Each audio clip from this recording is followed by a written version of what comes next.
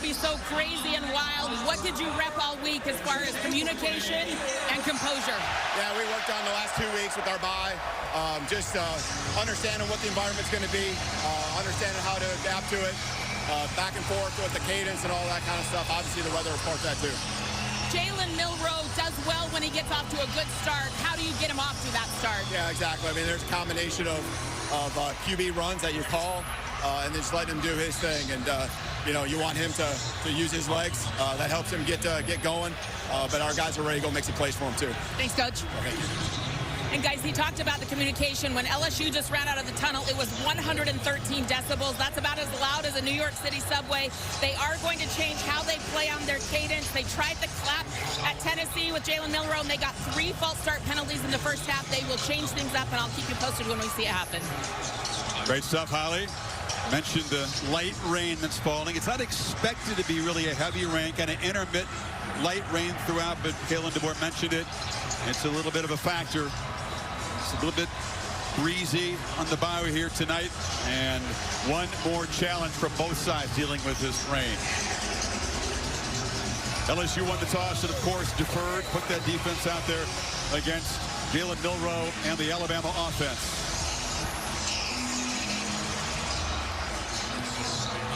Aaron Burrell is a true freshman. He'll boot it away. And Emmanuel Henderson Jr. back there to receive it. Their normal kick returner Cole Adams is out for the season. Man, this is special. I'm just going to sit back and take this one in. Man.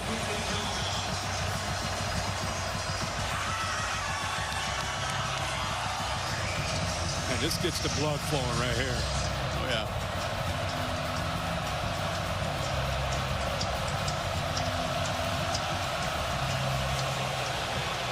All of Burrell's boots usually end up just like that, out of the end zone.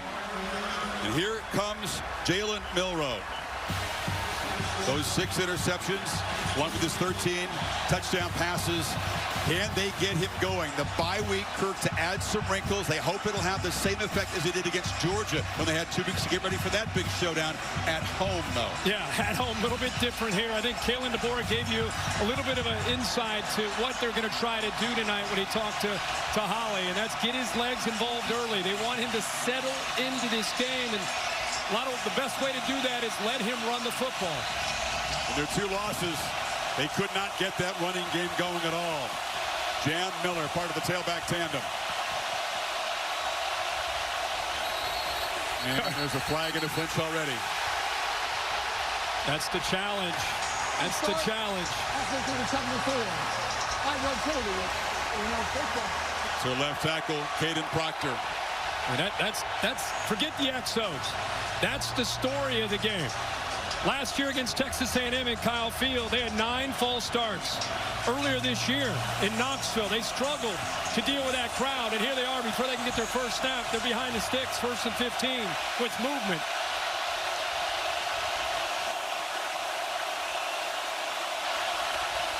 First and 15 handoff to Miller, who plows ahead for about a yard. They're the impact players in this showdown. Savion Jones made the stop that time. They are. Jam Miller, you see these backs. See a couple. Haynes will be in there as well. Ryan Williams, spectacular true freshman. They'll try to get him isolated. Brandon Swinson off the edge. 4 really good matchup on the edge against these tackles and Weeks. What an impact he's had the last 4 or 5 weeks for the LSU defense. Flying around, number 40 in the middle. This is so crucial to get something out of this 2nd and 14 and not face a 3rd and long right away. Milro trying to communicate. Play clock down at 5. Low snap. He collects it. Immediately is on the run. Trying to stay alive and hurls it along the sidelines. And left alone is Ryan Williams, who collects it and has a 4th down out near the 40. That's all Jalen Milro. You're pulling the guard this way. Watch how easy it is. He's down. There's right there. There's 2 guys. That's the athletic ability in the defense. What are they doing? They have their eyes in the backfield. That was Major Burns, number 8, the safety in the flat. Instead of looking around trying to find a receiver, he's watching Jalen Milro. Receiver Williams able to get away from coverage. Everybody knows that on both sides, the start is so crucial for Jalen Milro. On the end around, this is Kendrick Law, and he's stopped right at the line of scrimmage. Play made by Zy Alexander. Focus on this Alabama offensive line. They're a very talented group, but you said they've been mistake-prone in some big moments as well. Yeah, and I think the edges, Pritchett and Proctor, they've had moments where they've played well, and they've had moments where they've struggled. It'll be a big challenge for them, not just the crowd, not being able to really have a good feel when that ball's being snapped, but the strength of LSU up front, the edges of Swenson and Jones. One of the better teams at pressuring the quarterback, an aggressive approach from Blake Baker. 2nd and 10, handoff. And another short gain for Jan Miller. It'll set up a 3rd down and long again. They're trying to, a couple times they try to run the football on the inside, trying to get movement on the interior. You know, what you do is you take a double team, and you hope that double team wins, then you climb up to the linebacker. Problem is, what Blake Baker's doing, these guys are winning at the point of attack. They can't climb up to the backers. Williams off to the left, watched by Zy Alexander. Tigers don't bring pressure. A 3-man rush. Ball out quickly. Catch made by Law, who splits defenders and dives into LSU territory for a 1st down. Great blocks out there out in front of him. That was very important. Quick throw.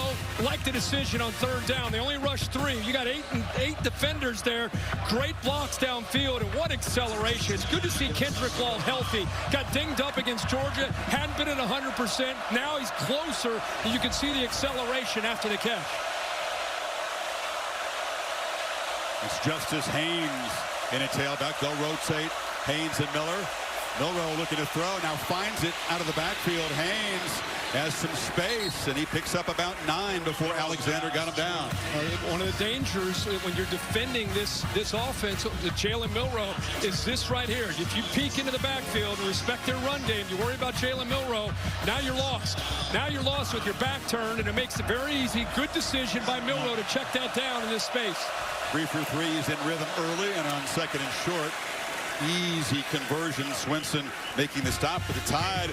Exactly what they hoped for, despite that penalty before they even snapped the ball the first time. Yeah, this crowd is into it. You made a great point about the start. Anybody who comes in here, it's always about having a quarterback that can handle that first snap before they even get a first snap.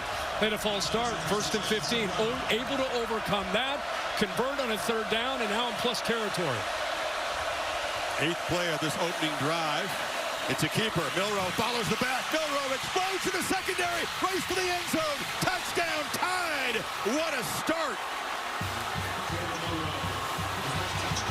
39 yards. Electric run. Shades of what he did to him a year ago. Well, just like that, and you got to focus on this block right here on the left side by Tyler Booker. Watch him get up, push that defensive lineman down another level. Linebacker blitzes, a little bit of pressure right here, actually took himself right out of the play, and then he just uses that speed. Had 155 yards we talked about in the open last year with the 4 rushing touchdowns, and what a start again for Jalen Milro. Efficient passing, explosive running. It was really an 80-yard drive because they were backed up after the penalty, but they take it to the house. 39 yards, and Alabama making Tiger Stadium a little bit quieter for now. Bayou Bengals' first possession coming up. Alabama, great job here on that zone read, and if you're defending him, you better hustle on that backside. That's just a natural feel as a runner. The fastest guy on this team, and there's Nick Sheridan, the play caller. Let's go! I mean, how fired up is he on that first series? That's how you get a game started right there. Came with DeBoer from Washington. Connor Tulty's boot was taken by Xavier Thomas at the goal line. Slips a tackle. Thomas has got speed and is still moving out near midfield. They finally angle him out of bounds, but a great start for Garrett Nussmeier and the offense after a 50-yard return. He is so dangerous when he has a chance to get his hands on the football. The transfer out of Mississippi State. As a receiver, he's a guy, kind of a scat back. You want to get him in space. You can see what he can do as a returner, man. What a great job of giving LSU tremendous field position. He'll go out of bounds right at midfield. Here's Garrett Nussmeier. Strong-arm quarterback, elite arm talent. First year as a starter, 2-year backup, of course, to the Heisman winner, Jaden Daniels. Says, I own those mistakes, and I'm very good at turning the page and bouncing back, and he'll be tested in that department tonight. Looking to throw on first down. Pressure comes, and the ball is fired into the Crimson Tide bench. Here's the impact players when LSU has the football. I'm going to start with Caden Durham. LSU needs to be able to get their running game going. He is a big factor, the true freshman. Great group of receivers led by Kyron Lacey. He'll look to get isolated, make one-on-one plays against these corners from Alabama. Jihad Campbell is athletic as anybody in the SEC. And Q Robinson will provide pressure. Probably their best pass rusher, 34, and kind of an unsung hero of this Bama defense. Chris Hilton and C.J. Daniels, important parts of the receiving room, back healthy tonight as Durham gets the first carry, running right through a crease. Look out! Caden Durham finally forced out of bounds at the 5-yard line as the freshman sets up LSU. But it starts by being able to set the edge, and you're going to get that right here on the edge by Mason Taylor. Good job of getting his body turned. Now you get up to the next level. You got to have receivers. One right there, Aaron Anderson. Good job by 4, C.J. Daniels. We just talked about the impact that Caden Durham could have on this game. He gets his hands on the ball with some good blocks, and boy, does he accelerate for a young player. Devontae Smith got an arm on him. That's never going to be enough to bring down Caden Durham. So what a response by this offense. Set up at the 50, now at the 5-yard line. Messmeyer rolling, scanning the end zone, flips it back, and it's incomplete. Tried to go up high and get it to Quidez Green, the 6'7" tight end. Yeah, a lot of people talked about LSU. They need to become more balanced. They got to be able to run the football. Caden Durham has taken over as the featured back, but not a lot of people know that over the last few weeks he's had a steel plate in his cleat, and he's had to try to overcome some dislocated toes. That's his shoe that he's been playing with. That plate is now out. So he's got a lot more lateral quickness and back to being closer to 100%. And boy, did he look good on that run there to get this game started. Longest run Bama has allowed this season. So second and goal. Play clock's already down at 3. And they have to spend a timeout. The operation a little bit slow getting out of the huddle that time. Holly? Well, Kirk, you're talking about those 2 dislocated toes against South Alabama. It's been incredibly painful for Caden Durham, but this is the first game he's playing without the steel plate in his shoe. But as you saw that picture of the shoe, he is still playing with a fiberglass dipped cleat. These are sometimes what pitchers use. I see it in softball. We see it in MLB where they dip the toe of the cleat in fiberglass. It provides a harder surface, so if he gets stepped on or tied up in the offensive line traffic, it does not impact those dislocated toes. He looked fresh. The coaches warned us he would be, and they were right. Yeah, he looked right there. All these guys, a little extra bounce. You get off a bye week, a chance to get off your feet and come back ready to run. He's tough. I mean, he's proven that over these last few weeks playing with, imagine playing with dislocated toes as a running back. Oh, I can't. Yeah.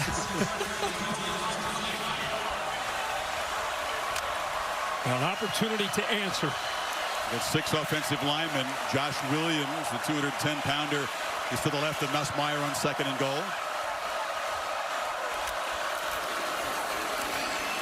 He's going to try to bounce it, and he's going to end up fighting hard just to get back to the line of scrimmage. Justin Jefferson, middle linebacker, got there in a hurry. They did a nice job. It's so tough when Bama's able to rotate bodies in the interior. Tough to get any movement at all. You got a backup guard in Paul Mubinga playing at left guard. In for Dellinger, and no push at all there. One of the big moments here early in this game. Can LSU answer? Can the Tide force a field goal attempt?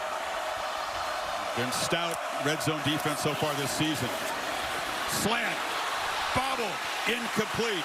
Broken up nicely. Lacey was there, but Jihad Campbell, the do-everything linebacker, was in coverage at 4th down. It's great that you said do everything. He can blitz. He can pressure the quarterback. He set the edge on the last play, and now he's out in space trying to make a play against their best receiver, and he does. Guy is a physical freak, number 11 in Crimson. From New Jersey, went to IMG Academy. It's been a problem for LSU. Damian Ramos was normally reliable, but they made 1 of 4 potential field goals at A&M. He missed 2, and they had that bad snap. You want to get this operation cleaned up. Ramos sneaks it inside the left upright. So LSU had the great field position. Settles for 3, 7-3 Alabama. Some early. what he was about. And I just want to say thank you to so many people. The outreach has been amazing. You know, family, friends, people, you know, on social media. Thank you from the bottom of my heart for just embracing Ben and kind of understanding what his spirit was all about. Yeah, special soul, and you'll always have him with you. Yep. I'm sure any animal lover, pet owner can feel a bit of what you felt this week. And, oh, yeah. And thanks for sharing him with all of us for the last. Yeah, he's been everywhere. And you guys have been great. I mean, he just kind of became part of the crew these last few years. You'll miss him. What a start from Milro. That 39-yard run tied him with Jalen Hurts, the Alabama quarterback rushing touchdown record, 13 and counting from Milro. Will there be more tonight? Will they have an answer for him? Well, you know, Blake Baker, the defensive coordinator, got there on the sideline. Remember, last time we had these guys a couple weeks ago is Marcel Reed. Athletic quarterbacks have given them a problem. Lenora Sellers, South Carolina, same thing. So they got to make some adjustments and take these legs away. Milro on the move, flips it in the flat. Catch made by Miller, and he's got a head start and able to outrace Gilbert to the sidelines for a nice chunk. You know, when this offense is going and Jalen Milro is playing, he's kind of wheeling and dealing. We talked in the open. Killian DeBoer told Holly Rowe, and we're going to continue to talk about it. His legs set everything up. It gets him into that groove. It gets him to feel confident. And most importantly, it gets LSU's linebackers and defensive backs worried about him running, and it opens up some passing opportunities. Miller cuts it back and knocked down after a 2-yard gain. Yeah, you always say the start is important for anybody who comes in here, but it's just Milro's makeup. If he can build on early confidence and get in a flow, he can be really, really tough to stop. Georgia found that out. Yeah. You know, any quarterback, but with his skill set, I think it's amplified. And I think for a guy that has played in so many big games, the moment's never too big for him. But by starting fast, you don't have to press to make plays. Trying to make a play here to get the drive going on 3rd and 3. And some confusion, it looked like, but Milro just cleans it up, pulls the ball, gets the edge, and moves the sticks. I think that was a run all the way. He just wanted Jam Miller to get out in front of him and provide that edge. That's what he got. It looks like it's a little hesitant, but you'll see he gets out in front. Then he kind of starts to show a fake, just gets off of it. Now it's a foot race to get to the corner and try to pick up that first down. He's able to get that easily.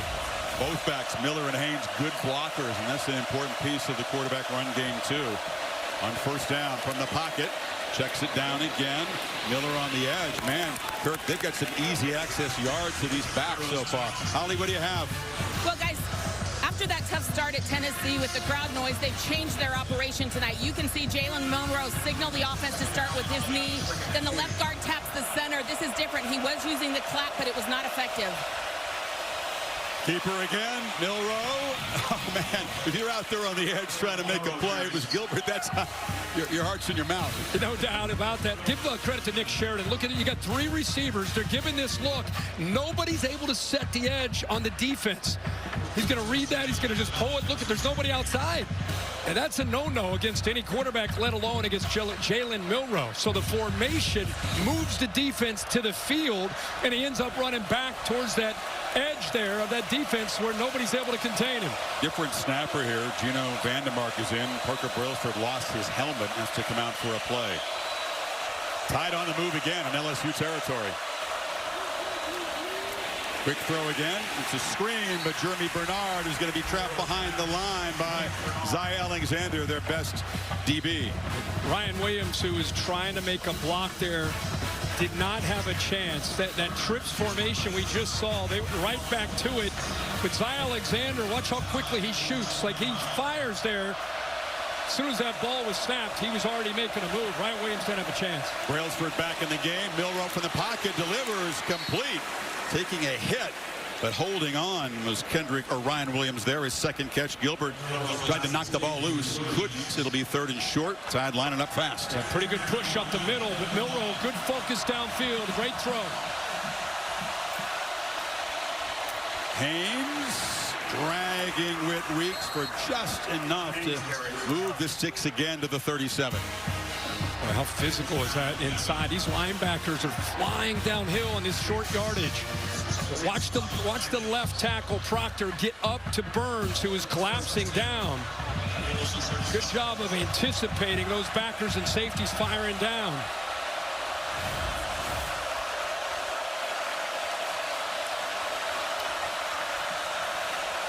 Milro up, changing the play. Plenty of time on the clock when it's 1st and 10.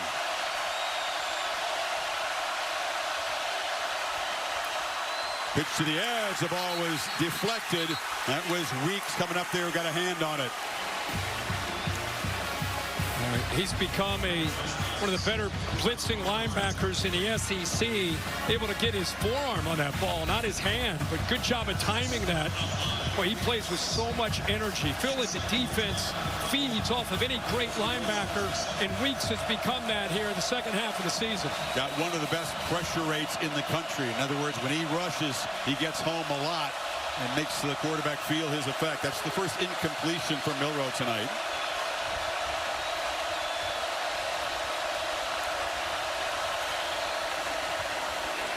Flag down, and Milro falls forward after about 6. The flag came out of the line of scrimmage.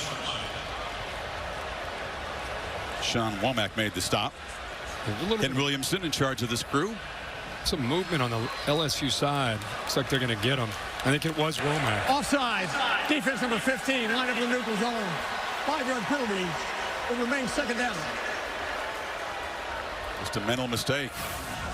He's trying to get a little bit of a, he's right here, he's trying to get a little bit of a head start. You see what kind of athletic ability he has. Looking in the backfield, not the football. Right. Blake Baker, good look at him, the defensive coordinator. Milro already 51 yards on the ground in 2 series. 2nd and 5. Milro flips it back. It's a screen, and Miller has got some space, and he scoots down to the 11-yard line. The backs have been killing LSU out of the backfield so far.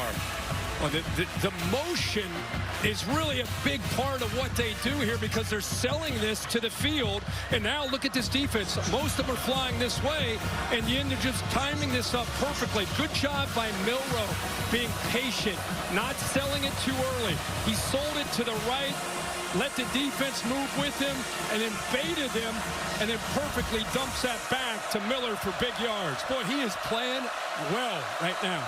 It's 4 receptions for the running backs already. First down, Milro picks his way patiently down to the 6 before Weeks got him down. Nick Sheridan deserves, I think, an assist as well, because right now they are perfectly balanced with their play calling. Pre-snap movement again with Ryan Williams. This defense at 2nd and 3rd level, their eyes are being challenged with what Nick Sheridan's throwing at them. Pre-snap movement, personnel groupings, motions, a quarterback that can run, that can throw. It's a lot to deal with. And Milro's being patient. He's not forcing anything, just kind of managing this offense. Keeper again, escapes, and now flips it over the head of Jeremy Bernard. That was pure improvisation. He did avoid the loss and sets up a 3rd and 5 now. Yeah, that's a quarterback run all the way. He's trying to run that football as a quarterback counter. I mean, you got linemen pulling to the left. That's a QB counter. He somehow gets out of that, gets off of Jones, and then decides to throw the football.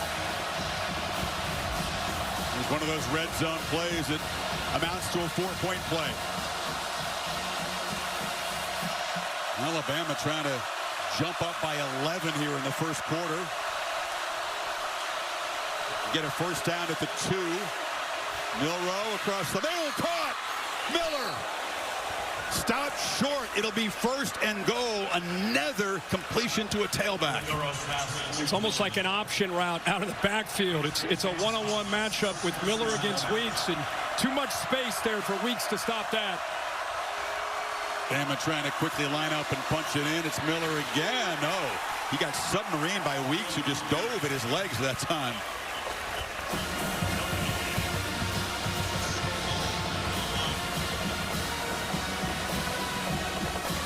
Second long drive, a grinding 14-play march, almost 6.5 minutes. 3 tight ends in the game now on 2nd and goal. Remember how loud it was about 10 minutes ago? Yeah. This is the loud end. The students trying to make it tough on the Tide at this end of the field. And time running out. Kalen DeBoer shows some quick skits out on the field and spends the first time out. Tide on the doorstep, trying to build an early lead here in basketball. Control the line of scrimmage. Great control, command, confidence shown by Milro. They've converted 3 third downs on this drive and now stand on the doorstep and 2nd and goal.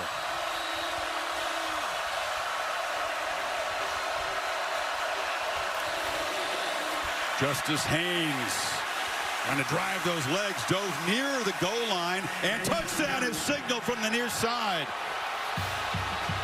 So Justice Haynes caps off a drive that really belonged to his buddy Jim Miller. Boy, they'll take a peek to make sure that play was stopped. Savion Jones had it stopped. Weeks was there to help out, but Haynes just kept powering his feet. Somehow he gets underneath that defensive front. He ends up on the other side of it. They had him completely stoned at the line of scrimmage.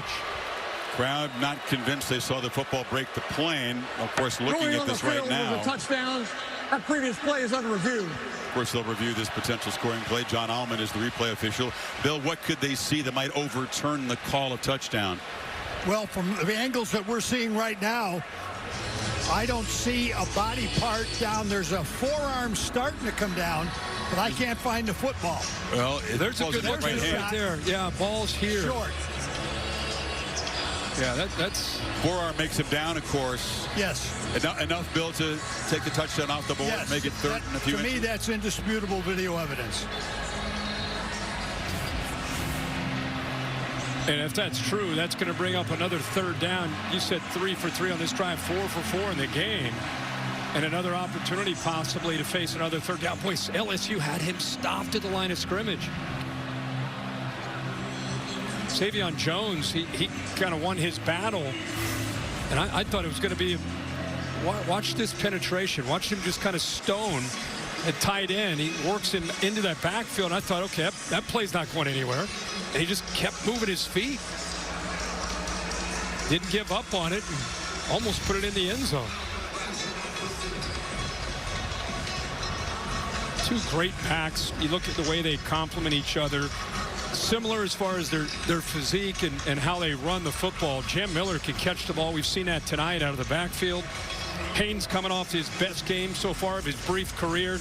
8 for 79, averaged almost 10 yards a carry against Mizzou. How about the run, Kirk, where he just ran right over a Tiger defender, knocked him over, and then kept running. Yeah. The yards after contact is strong for both of these guys.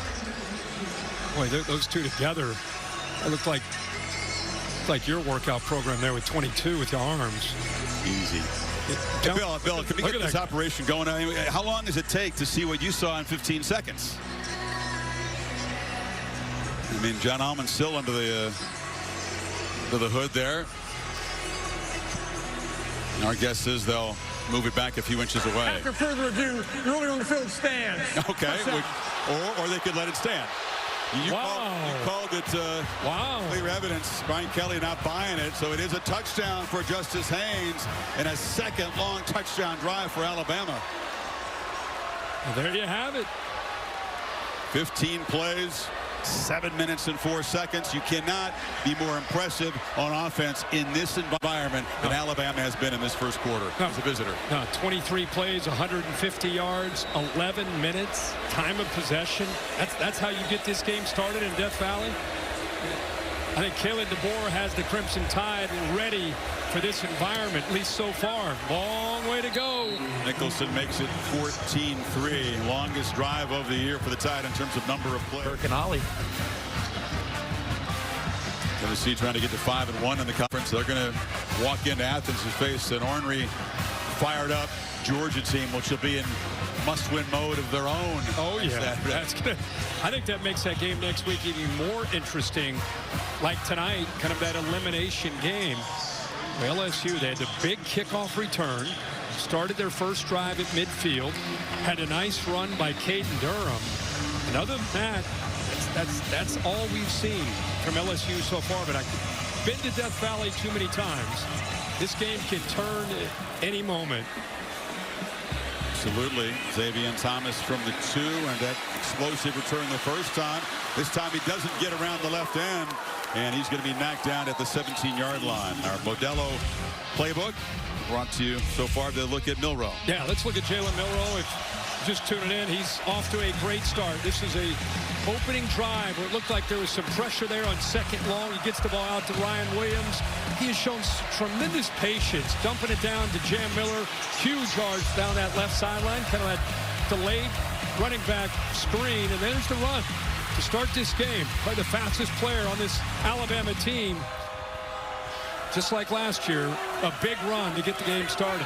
LSU trying to get things started. They've run just 5 plays so far. We've got 2 minutes to go in the quarter. Nussmeier looking for his first completion. Hands it off to Durham, who bowls ahead for about 7. Rain picking up, it looks like, at this point. Alabama's smart to get that lead, because if you do look at the forecast, I mean, this could be just the beginning of some rain, potentially heavy rain throughout this game. Most of the folks came prepared. And some don't care. Exactly. Some are numb. Right. Durham knocked down a yard short. Not just numb by the pregame preparations, but what they've seen here. Visitors don't come into Tiger Stadium and start throwing haymakers and build 11-point leads after the first quarter very often. I'll tell you what I'm seeing right now is an Alabama team at times this year. Think about the way they played early against Georgia, the way they played against Vanderbilt. You know, a lot of people were very critical of Kalen DeBoer in Alabama. Well, I don't know what this team has done to prepare, but their motivation, their focus has been tremendous so far on both sides of the ball. Pitch to Durham, and he'll fight and barely make the first down at the 26. Like the Georgia game again, 2 weeks to get ready, and I think DeBoer felt great about that, putting in some stuff that LSU hadn't seen on offense. Yeah, and that's true, but I'm just talking about the physicality and just coming in with a purpose of winning the line of scrimmage and playing downhill on this side of the football. Really see the rain picking up. Nussmeier on the move, and there is his first completion, and it's Mason Taylor, the reliable tight end, one of his best buddies in the team. Picks up about 7. Yep. Always good to get Mason Taylor involved. 6'5", 255 was lined up on that left side of the offense. They kind of hid him with that action and then got him out to that right flat for positive yards.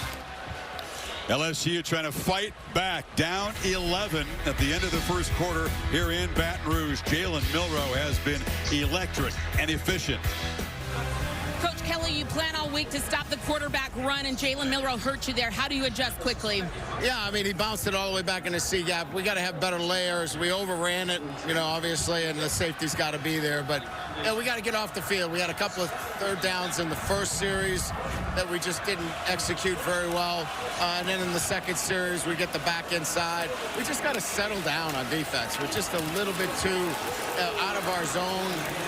Coach has got him on the side, and we settle down a little bit. We got to sustain a drive here right now and get some points on the board. Thank you, Coach. Deontay Lawson says you're not going to sustain anything. He smacked Durham behind the line of scrimmage, sets up a 3rd down and 4 now, Kirk. Yeah, another play that really amplifies the attitude that Alabama's playing with, and how fitting from the veteran, the leader, Lawson there. Read that play perfectly. Slow developing counter. Lineman slow to get around in this weather, but Lawson played it, read it, made a nice play. Mason Taylor slot left. Lacey is to the far right on this 3rd down play. Play clock at 3. And again, the operation may be a little slow. The importance of this play, already down 11, and they'll spend their 2nd time out of the half. Coaches on the LSU sideline not happy. They're trying to, you know, it's like being in a boxing match. You prepare, you come out, you're ready to go out, and all of a sudden, boom, you take it right in the nose, and you go back to the corner man. They're trying to get you back to kind of recalibrate. That's what Brian Kelly's doing right now with Nussmeier and his football team. This is this play I wanted to just show you. A really good illustration of how Alabama's reading it. And you put 11 and 0 together. They do such a good job of communicating, seeing their keys, and playing fast. And Lawson's an impressive guy. When you sit down and talk to him before a football game, he's played in so many of these big games in the SEC, and he knows that they've had a couple setbacks, sitting there at 6-2, and he is leading the way by example. Not an overly talkative guy, but leads by example, sets the tone for this football team. Lawson and Campbell share the team lead with 66 tackles. One guy from Mobile, one guy from Jersey. Strong in the middle. Tigers need 4 here. Taylor now to the far left. Lacey's also on that side. Ty brings some pressure. Nussmeier steps up. A long throw over the head of Lacey. A low percentage throw in the sidelines here. And LSU will have to punt. Yeah, give Kane Womack, the defensive coordinator, a lot of credit there. And you see this NFL and college. Show one look, pre-snap, looks like pressure. And they end up bringing it, but they dropped the pressure off the edge. And I think they fooled Garrett Nussmeier there. Just nobody underneath for the easy throw, so he had to take a chance, go over the top. Tough to do on 3rd and long. Ryan Williams, the electric freshman, back to receive the punt. Blake Oschendorf. Maybe do adjust again with Cole Adams, their returner and receiver, now lost for the season. Not a bad backup to throw back up there. And Williams, with his skills, not terribly experienced as a returner. It's a line drive kick. He'll field it. Williams had a gap. Ryan Williams accelerates, spins, and is finally brought down in LSU territory. He is really, really good at that spin move at high speed, isn't he? Oh, my gosh. Accelerated, too, as soon as he caught that punt. And before the game, the big reveal. This is not Mike 7, the official LSU mascot. This is a guy called Omar Bradley. After the general. It was the governor's idea to bring him in here. It's kind of an old school thing. They used to have Tiger along the sidelines quite frequently. Deep shot, and just off the hands of Williams. He had Zy Alexander beat. Nice ball, just a foot too far. What a time to call this shot. Maximum protection, and you end up getting one-on-one. And this is one of the fastest, most gifted receivers in the country. What an effort there. You see the rain coming down. Take a shot on 1st and 10 in plus territory. I love how he put the ball up in the air to give Williams a chance with that speed to try to get up underneath it. Just couldn't hold on.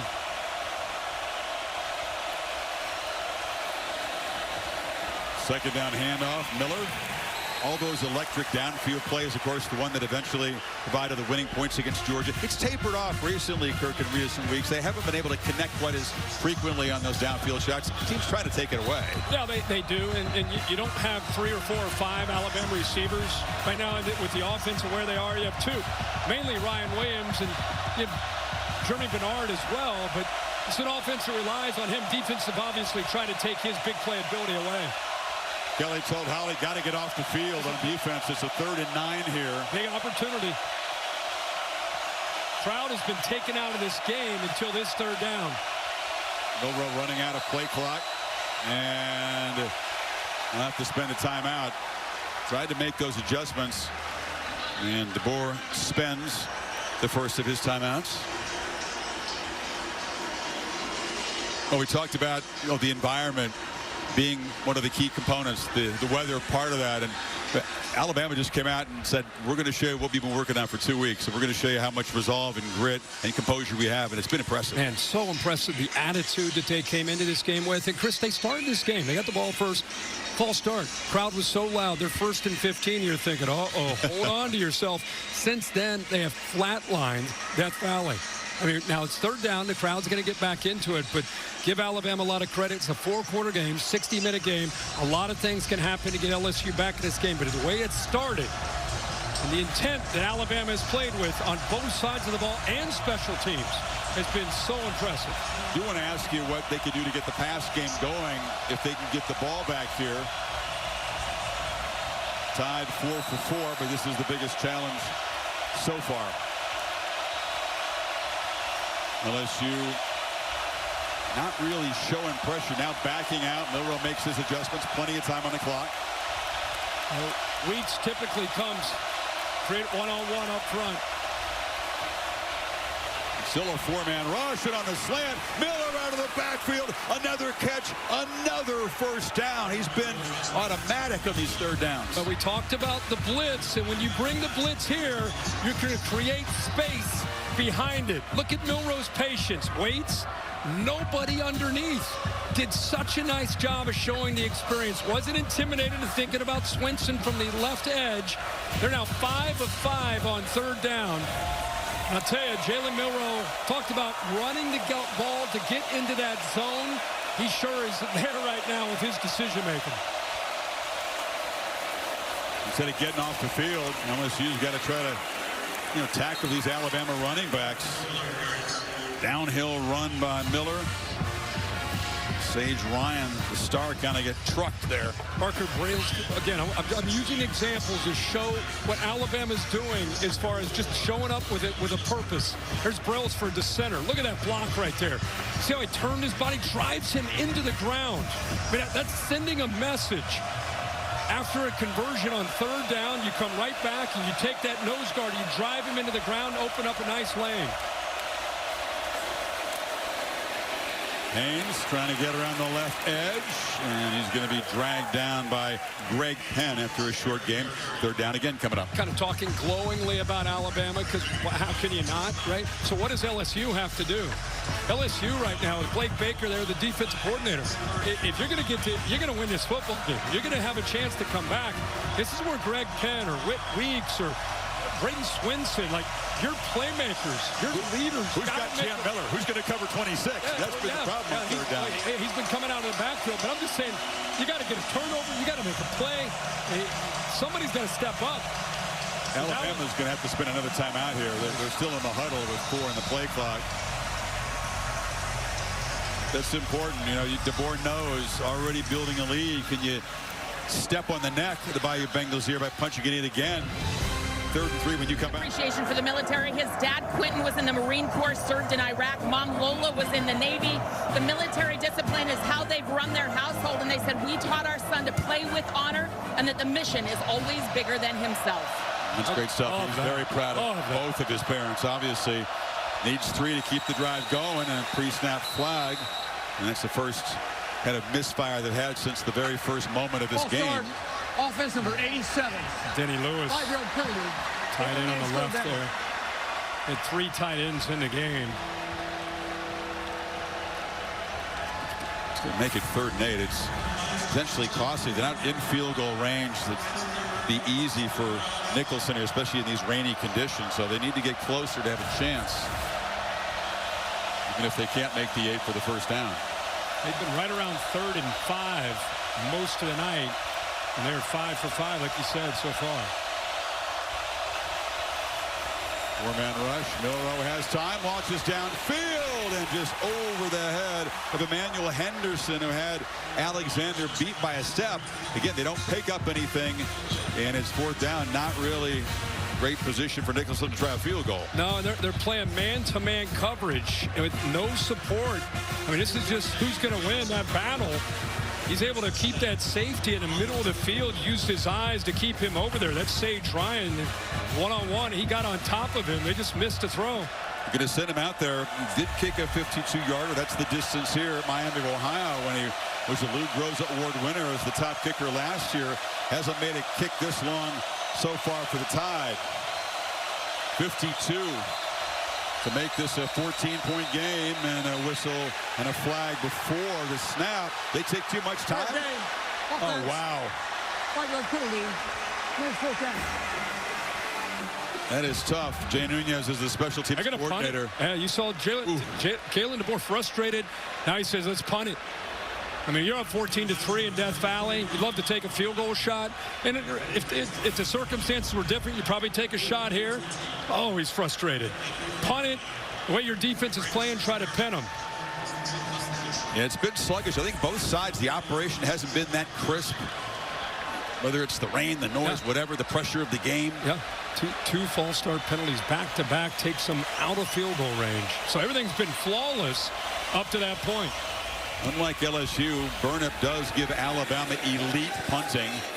And this one checks up pretty nicely and rolls dead at the 10-yard line. They got it. Got to be careful here. Looks like the rain has let up. That's good news for Nussmeier as they begin from the 10. Play fake. Steps up, fires down the middle. A beautiful throw and a catch by Mason Taylor. And they're backed up no longer. Desperately needed downfield play. Picked up 26. Yeah, it's a good job here. Been able to try to get behind these linebackers.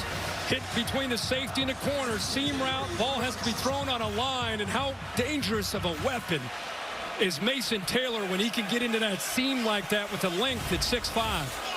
They wanted to target him more and earlier than did against the Aggies. End around here. Xavier Thomas has the edge. Accelerates and is pushed out near first down yardage at the 45. He got 12 more. It is a first.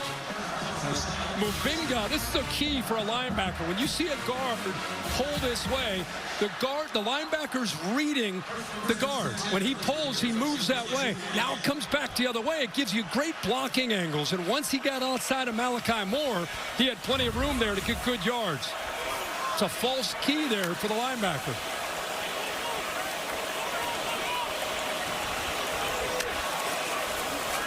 Play fake again on the first down. They pitch it back underneath to Williams. Josh Williams, some rhythm. And this LSU passing game finally clicking now. Another first down at the 35. More good blocks up front. Now they did it again. Another false key. Pulled the guard again. Make those linebackers a little hesitant. And this time they go to the screen with a convoy out in front. This feels like LSU here now. Now they're being more aggressive. Nussmeier, who started 0 for 4, 3 straight completions now. Again, play fake and a throw in first down. Long looping throw, put it in harm's way, and going to break it up was Aaron Anderson, because Xavier Brown, the freshman who made that game-clinching pick against Georgia, had that tracked. Well, it's because you're going to see it looks like man coverage, and then he comes off and is in position there. You're seeing more and more of that in college football, where you show man, make the quarterback think, I got a shot here to throw. It's zone, and then you throw it to the outside. It's going to be a penalty, but that's what he's talking to him about right there. Make sure you stay on your read. He got fooled there. Yeah, Tim Smith roughed Nussmeier, and that's why the ball's moved down to the 21-yard line.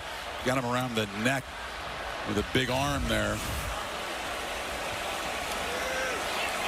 So LSU, that's the break they needed. Nussmeier again looking to throw on first down. Look out. Josh Williams blown out by Bray Hubbard, the safety. And Bray Hubbard has come in with Keon Sabb out with injuries. Saw the big interception he had this time. This got 6'2", 204 pounds. Tremendous athlete. Has physicality, has speed. That time shows instincts in coverage. Timed that up perfectly. Big shoes to fill, right? Keon Sabb, the transfer from Michigan, one of the vocal leaders, very savvy part of the secondary, and he's going to be sorely missed. But good job by Hubbard filling in. Direct snap. This is Juwan Johnson, the freshman running back. A wrinkle that they don't show much is a flag down as he's knocked out of bounds. Yeah, it's going to be a hold on Will Campbell, 66, the left tackle. We're just talking about Bray Hubbard. He was coming up in run support, and Campbell ended up holding on to him. Holding offense number 66. 10-yard penalty, previous spot. Repeat second down. Campbell, one of the two highly regarded tackles on this offensive line. Yeah, he's just working outside in position, but out there in space. That's supposed to be offensive tackle is not supposed to be a literal thing, right? No. Tell you, Hubbard is an. Remember that interception he had at Vandy or Mizzou? Yeah, it's all over the field. That's a pass off the hands of Johnson. And so LSU in position again, but that holding penalty makes it tricky, and now it's 3rd and 20.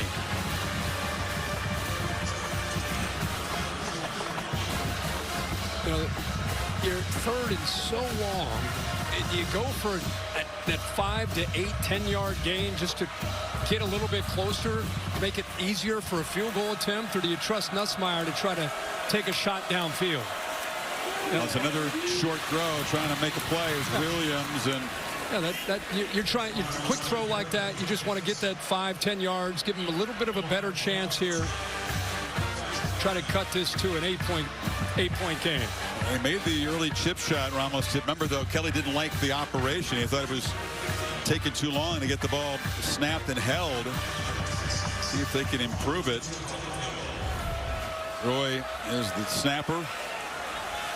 And the punter, Peyton Todd, who had his starting job lost tonight, is the holder. This from 43, and that's more like it. Ramos has been reliable. SEC Special Teams Player of the Week when he kicked 4 against Arkansas. Shaky the last game, but is 2 for 2 tonight. Is that a recent event that cost him that front tooth? Maybe out of the parking lot. Pre-game, I'm not sure. Boy, it's survival of the fittest when you're in that student section. Well, the gap is 8 still, if you want to. Look at this. Analytics doesn't take a break. It works 24/7. At the moment, look who's not on that board.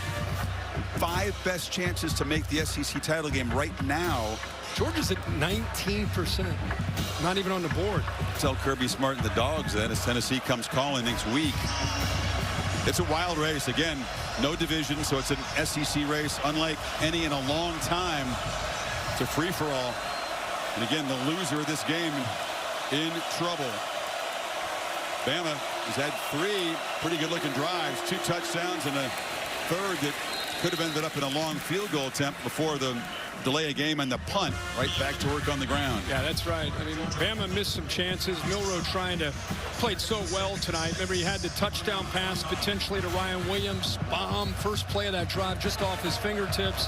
Had a shot to Henderson, who got behind coverage, missed him, and that led to what you said, Chris, when it looked like they had the field goal chance. They had a false start.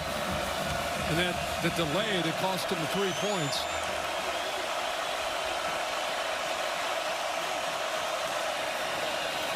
End around, Kendrick Law cuts it back up, picks up about 4 before Gilbert knocked him down. It'll be 3rd down and short. Rain is firing back up now. Said it would be intermittent. They're like coming down in sheets when it's coming down.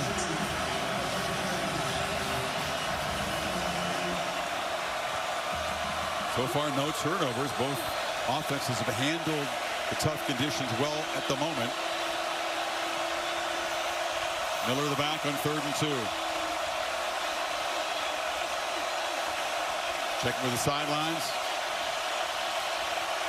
Communicating to the guys up front. From the pocket, Milro trying to escape, trying to run for it now. Oh, it's a juke on the edge. He just got around Braden Swinson, the defensive end, and picks up the 1st down.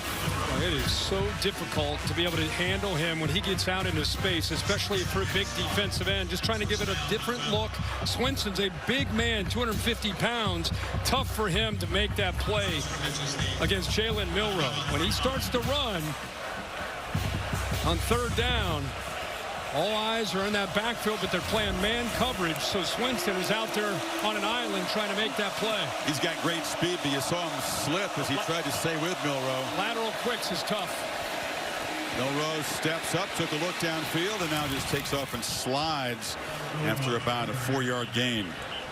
The footing could become an issue if this rain keeps going. Yep. You know, between dumping it out of the backfield to Jim Miller, quarterback potential stepping up, climbing the pocket, and taking off, running. Right now, those linebackers from LSU, Greg Penn and Whit Weeks, who are Weeks especially very aggressive. They're going to have to continue to try to contain the big playability and a threat of Milro, either throwing it underneath or running. Haynes has it as a crease. Justice Haynes bangs into LSU territory for a 1st down. Picked up 8. A great job of getting up to that 2nd level by Tyler Booker, the left guard. He's kind of the leader of that front. You see 52 just kind of work up. Don't have to worry about the double team. Just able to get right there, get hands on Weeks. Alabama running game, Kirk, took a long time to get going against Missouri, but they overpowered the Tigers in the second half, and they've picked up where they left off tonight in the first half in Baton Rouge. Haynes again in the middle. Just plows ahead, makes it look easy to pick up 7 or 8. Well, anytime you run a counter, the left side in this play with Proctor and Booker, you've got to be able to win on this side to allow these guys to pull around. Watch that left side, 74 and 52. They win, and now you're able to get a hat on a hat with that counter play. But it starts on that play side. This offensive line is being favored. Again, the line of scrimmage being favored by the Bama offensive line. Josh Cuevas, the tight end, came around through a nice block as well. Yep. 2nd and 3. And time it's a short gain by Miller. Set up 3rd and 1. Tide lining up quickly here. LSU just trying to get the chin straps fastened and the cleats in the ground. Bad snap. Milro picks it up and tried to hand it off. They're not going to get there. A near disaster. Just we were saying how well they'd handled the wet football so far. It's going to be 4th down. That's how it works, right? I don't think the ball ever got up. He's lucky to get his hands on it. For whatever reason, Brailsford, he just lost the grip of the football. So with that process of hurrying up, he doesn't get his hands on it. And Milro, being the athlete that he is able to scoop it up. But he is held short, Chris, like you said, of that 1st down. Jaden Roberts, right guard, being looked at by the athletic training staff. So a timeout on the field as both teams talk about this 4th and 1. If you're DeBoer, Kirk, I mean, you trust your offensive line. Easy call to just go for it here on 4th down. You try to pooch it down there. Well, I think there's 2 different ways to look at it. The number one way is you've been aggressive all night. You trust your quarterback. You trust your offensive line who's winning a line of scrimmage. And, a chance to potentially put more points on the board. You go for it. And on the other hand, with the weather, 8-point lead, try to pin them inside the 10. So it just depends what Kalen DeBoer is thinking about right now in this 4th down play. This is a loss right here. Roberts in the interior on that right side. Not putting any weight in that left leg. That's not a good look for the big 310-pound junior from Houston.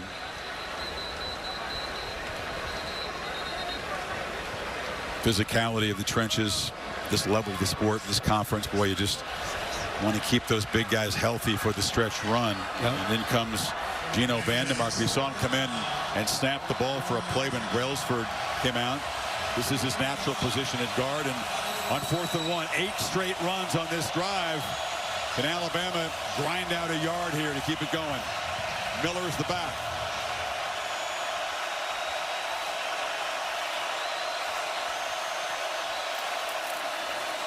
And Miller fighting. I don't think he got there.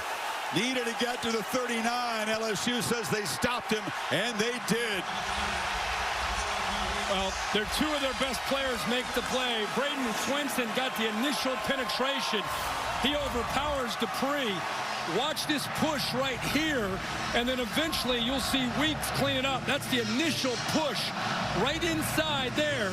He's able to slip off of it, and then it's Weeks who gets downhill and is able to finish him and not allow him to that 1st down marker. So he said, your best players on defense got to make plays to give LSU a chance to get back in the game, and that time Swinson and 40 Weeks do it on that 4th down play.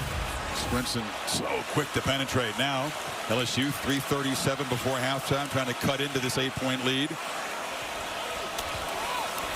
And fake it to Durham. Nussmeier immediately under pressure. Loses the football. It's on the ground. And it's scooped up. And Alabama with the takeaway.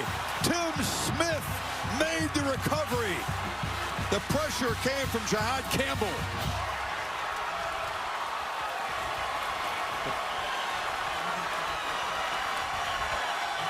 Chris, Jihad Campbell, we talked about throughout this entire game and how dangerous of a player he is.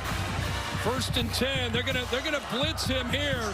But what I want you to watch is the center here, DJ Chester. Miscommunication.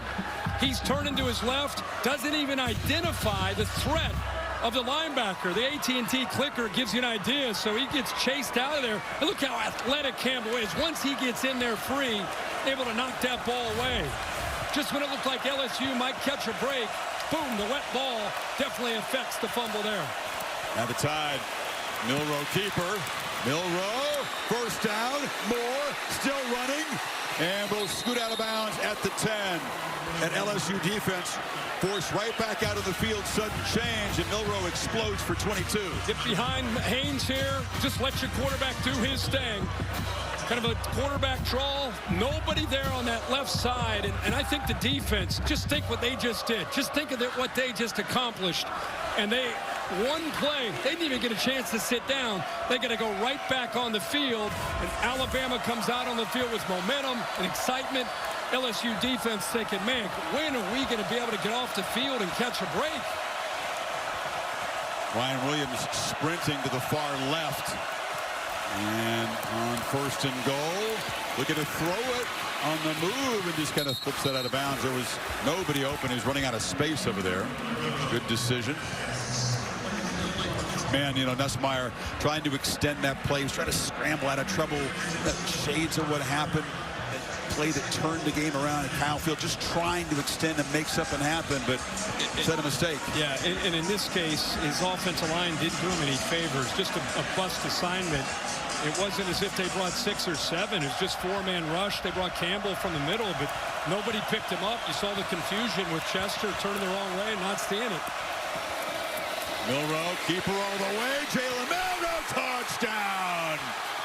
Number 4 continues to be a nightmare for this LSU defense. Shades of last year. Second touchdown run tonight, and what a streak. All of a sudden, LSU's got momentum. Boom, fumble, and Alabama builds the lead. Yeah, right now, LSU, that's the second time on this drive they ran that quarterback draw. Jalen Milro saw it as soon as he took off. You could see him accelerate. Knew he was going to have to potentially lower his shoulder into weeks, and he did. But nobody there on that left side. And it's like LSU gift wrapped this. So now he's got the record all to himself. Most rushing touchdowns in a season, surpassing what Jalen Hurts did. Here's the fumble, the first of the year for Nussmeier, by the way. Yeah, and it's Campbell knocking that football loose. Alabama able to capitalize. That's after LSU's defense made a 4th down stop to give him the ball. Now watch, you see Jones work in here and Penn work outside. Well, what happens is when that, look, you don't even have any, nobody has their eyes on the threat of Jalen Milro. There's no one there. How's that happen? Well, it's just a call that they happen to make there defensively. He's looking out in the perimeter. And then you got the back doesn't have anybody to pick up. Justin Haynes. He's easily solved that he's going to just use his speed to get into the end zone. And the beat continues for LSU. A real problem stopping running quarterbacks. Lenore Sellers, the loss of South Carolina really hurt him. Yep. Obviously, we saw what happened when Marcel Reed came in off the bench against Texas A&M and ran the zone read right through him. And again tonight. I mean, if they're going to make adjustments, it's, listen, we got to stop him and the threat of running. Make him throw this football. Davian Thomas wants to make a long run, turns the corner at the 17, 2:28 before halftime. Holly? Well, guys, I talked to Jahad Campbell this week, and he said that he was here and remembers the fans rushing the field and the students trying to help them get off the field and how crazy it was after they lost here in Death Valley 2 years ago. He said, we don't want a repeat of that. We are coming to Baton Rouge with violent intentions. They know this is an elimination game, and that was a violent intended play right there that turned the tide. Holly, that's what we've seen this entire first half, is a team playing with intent. Team on a mission. Campbell, he said he's kind of a do-everything guy. Plays basically 4 different positions. That's the second fumble that he's forced this year. Has a pick, has a fumble recovery. He does it all. And he plays with such great edge, personality. You know, Kane Womack, this defensive coordinator, what a job he's doing right now for Alabama, putting them in position. You know how many receptions the LSU wide receivers have as a group? 0. Whole first half, they don't have a catch. They haven't even targeted Hilton or Daniels. Kirk Lacey's been targeted 3 times, but hasn't grabbed one. Yeah. 21-6 Alabama at the 2-minute timeout. So far, 2nd and 9 for LSU, trying to get some points here, and then they'll get the ball to start the second half. But it's been tough, just nothing downfield. One pass attempt beyond the line of scrimmage for Nussmeier. That was the one throw to Taylor. There's another long throw, sidelines, and they do get the ball to a wide receiver, and that's been rare. C.J. Daniels makes the catch for 14 yards. You know, the one area that people like to challenge Bama is they're talented at corner, but they're young. Damani Jackson, and that was Xavier Brown. I mean, if you're going to go after him, you would have thought with Kyron Lacey and this group of receivers, that was where Garrett Nussmeier was going to try to make his living tonight, but he just hadn't been able to find that rhythm yet. So many weapons in this passing game haven't really been employed yet. That's Williams out of the backfield. Picks up about 9. Don't forget, this is an offense that has a quarterback that can make plays. He's got a quick trigger. And Alabama is going to try to stop them on his possession. Very important to remember, LSU gets the ball to start the second half. You said a chance for the daily double, but still a long way to go on 2nd and 2. That's Taylor. Enough for a fresh set of downs in front of Lawson. Yeah, getting the ball out quick. That offensive line has struggled in pass rush. So some quick decisions, easy throws, working that right side. Now, these corners are going to be superstars. It's just right now, Xavier Brown, too, is a true freshman at a Mater Dei in California, and Damani Jackson, the SC transfer. Both these guys are big and athletic, but you can challenge them. Here comes that blitz. They're showing it for sure. That's what he's trying. He's making the adjustment. Let's see if Alabama pulls out, but they showed it early. Pulled out. So Nussmeier, a different look than he expected, has some room, doesn't run much, but with all that green grass, scampers into Bama territory, picks up 6. Good job getting out of bounds, getting positive yards. Receivers get a little grub to him, they don't get targeted. So far, they haven't looked at Aaron Anderson, the Alabama transfer. Again, Lacey looking for his first catch. And Lacey into the boundary off to the right.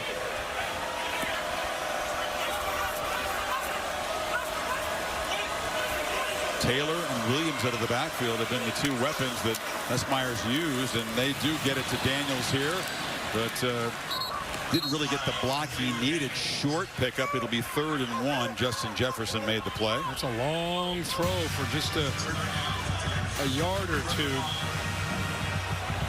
Tempo here. And Williams burst forward for a first down to the 42. Inside of a minute now in this half.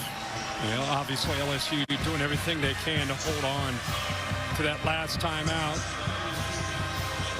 They had to spend that when the play clock was winding down. It could be very important as they try to cut into this lead here. And now a flag and a false start before they got set up, really.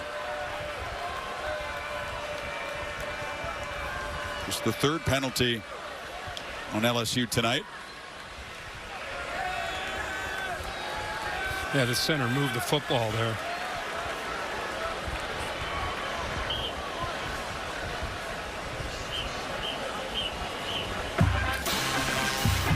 I wonder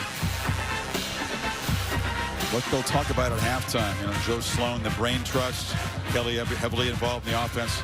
You know, Nussmeier does come up from a mistake-play game, but he's so capable with the arm, and there's so many guys out there who can get open and catch the football. Yeah, remember, the adjustments are made. I don't know if there's anybody better than Brian Kelly. In fact, he has 9 comeback wins when they've been down by double digits. Offense number 79. 5-yard penalty. Remains 2nd down. He has 9 comeback wins. Clock to stop. With less than 2 minutes to play in the second half, there'll be a 10-second subtraction for game clock. Clock operator, please put 43 seconds on the game clock. That hurts. By rule, the clock will start on the ready for play. Thank you, Ken, for the thorough explanation. So it cost them 5 yards in the 10 seconds here. Number 43. Kelly has the 9 comebacks from double digits, but Nuss, he also has 3 comeback wins in his career. So his team knows what it takes to get back into a game. And fires off the back foot, still trying to connect with Lacey for the first time tonight. Lacey is having a hard time getting separation. Talking about those corners. Damani Jackson that time just locked up on him. No ability at all to get away. It's one thing to talk about. Again, these guys are talented. They're just young. But right now, they're holding their own out there on islands.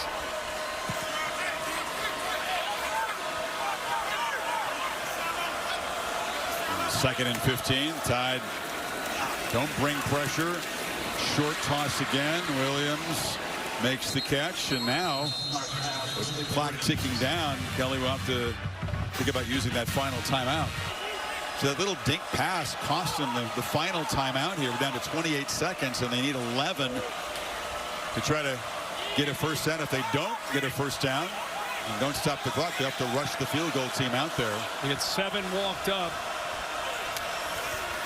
Durham in motion. They pitch it to him behind the line, and he falls down for a loss. The absolute last thing they needed. It's 4th down, and the seconds tick away. Crowd begins to grumble. That doomed the drive right there. Absolutely. Alabama baited them into that. Showed the 7 up front. You can see the adjustment by Nussmeier to get the ball out to Caden Durham in a hurry. You can see the serenade from the Bayou boos here. Not the first half this revved up crowd was looking for. And in must-win mode, Alabama has showed up, locked in, and ready for this challenge. And it's a 21-6 halftime lead. Brian Kelly's perfect record in home night games very much in danger. Holly's got Kalen DeBoer. Well, Coach DeBoer, you wanted your quarterback to use his legs. How is he balancing the run and the pass? 2 rushing touchdowns already. Yeah, I think he's done a really nice job, playing the elements and everything. And then, get the first touchdown really got him in a rhythm. So, like where he's at right now. He just ran in that last touchdown, and he came over to the sideline. You had a long conversation with him. What are you reminding him of? What is that conversation about at this point? Just talking about that the game plan is going to keep coming full circle. The elements are going to change. Just stay within yourself. The next play is the most important play. Learn from everything that you see and keep moving forward. Thank you, Coach. Thank you. DeBoer well aware how quickly things can turn in this conference. So what happened when the Dogs came roaring back, so he knows the job is far from done. But Alabama, impressive first half, up 21-6. LSU gets football to begin this 3rd quarter in a 15-point hole. And welcome back. Chris Fowler, Kirk Herbstreit, Holly Rowe. Talked about the history. Certainly they have the ability to come back. Kelly's done it plenty of times. Garrett Nussmeier's done it plenty of times. But what kind of spark do they need as they get the football here to get this passing game going?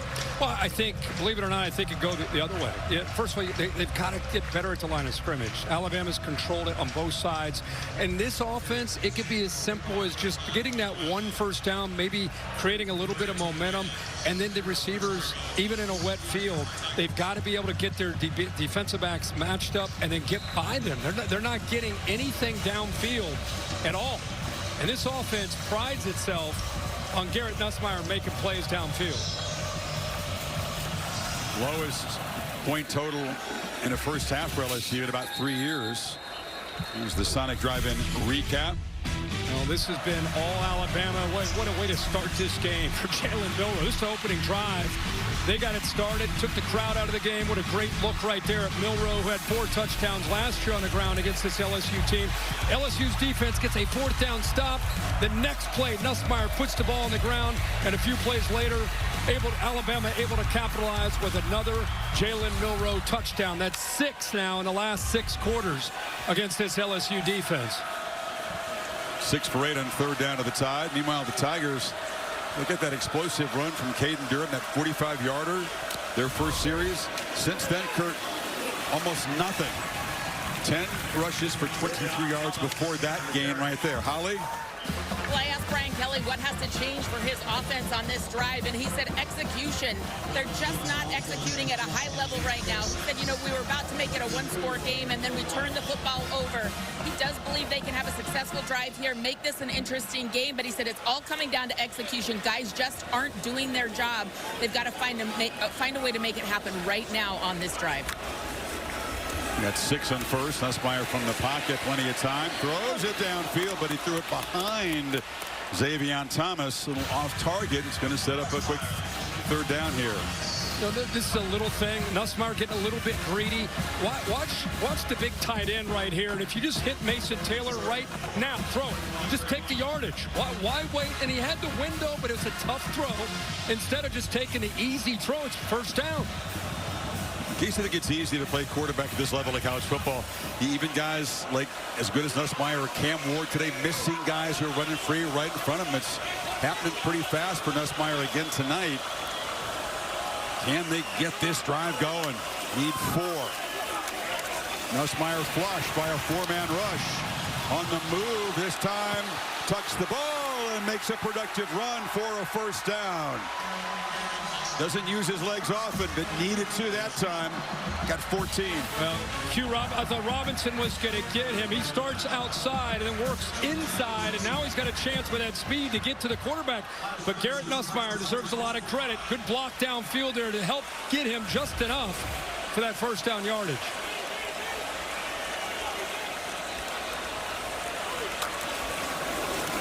They bring pressure as Nussmeier backpedals on first down. It's deflected, and a dangerous throw as Zabian Brown was stalking there. We talk about a violent attitude that Holly Rowe talked about. That's a violent attitude with Lawson. There's the hand on it from 50, Tim Smith. But the violent attitude there was from Lawson on that blitz. Went right through the running back, Josh Williams, trying to make a blitz pickup. Here they come again. Seeing Lawson showing it. I think that they saw it from upstairs. Some fresh defensive linemen, backups in there for Alabama as Williams bangs off the left side. Really has to run hard just to pick up a couple and set up a 3rd and long again. We could talk about guys not doing their jobs. I think Holly mentioned that BK talked about that.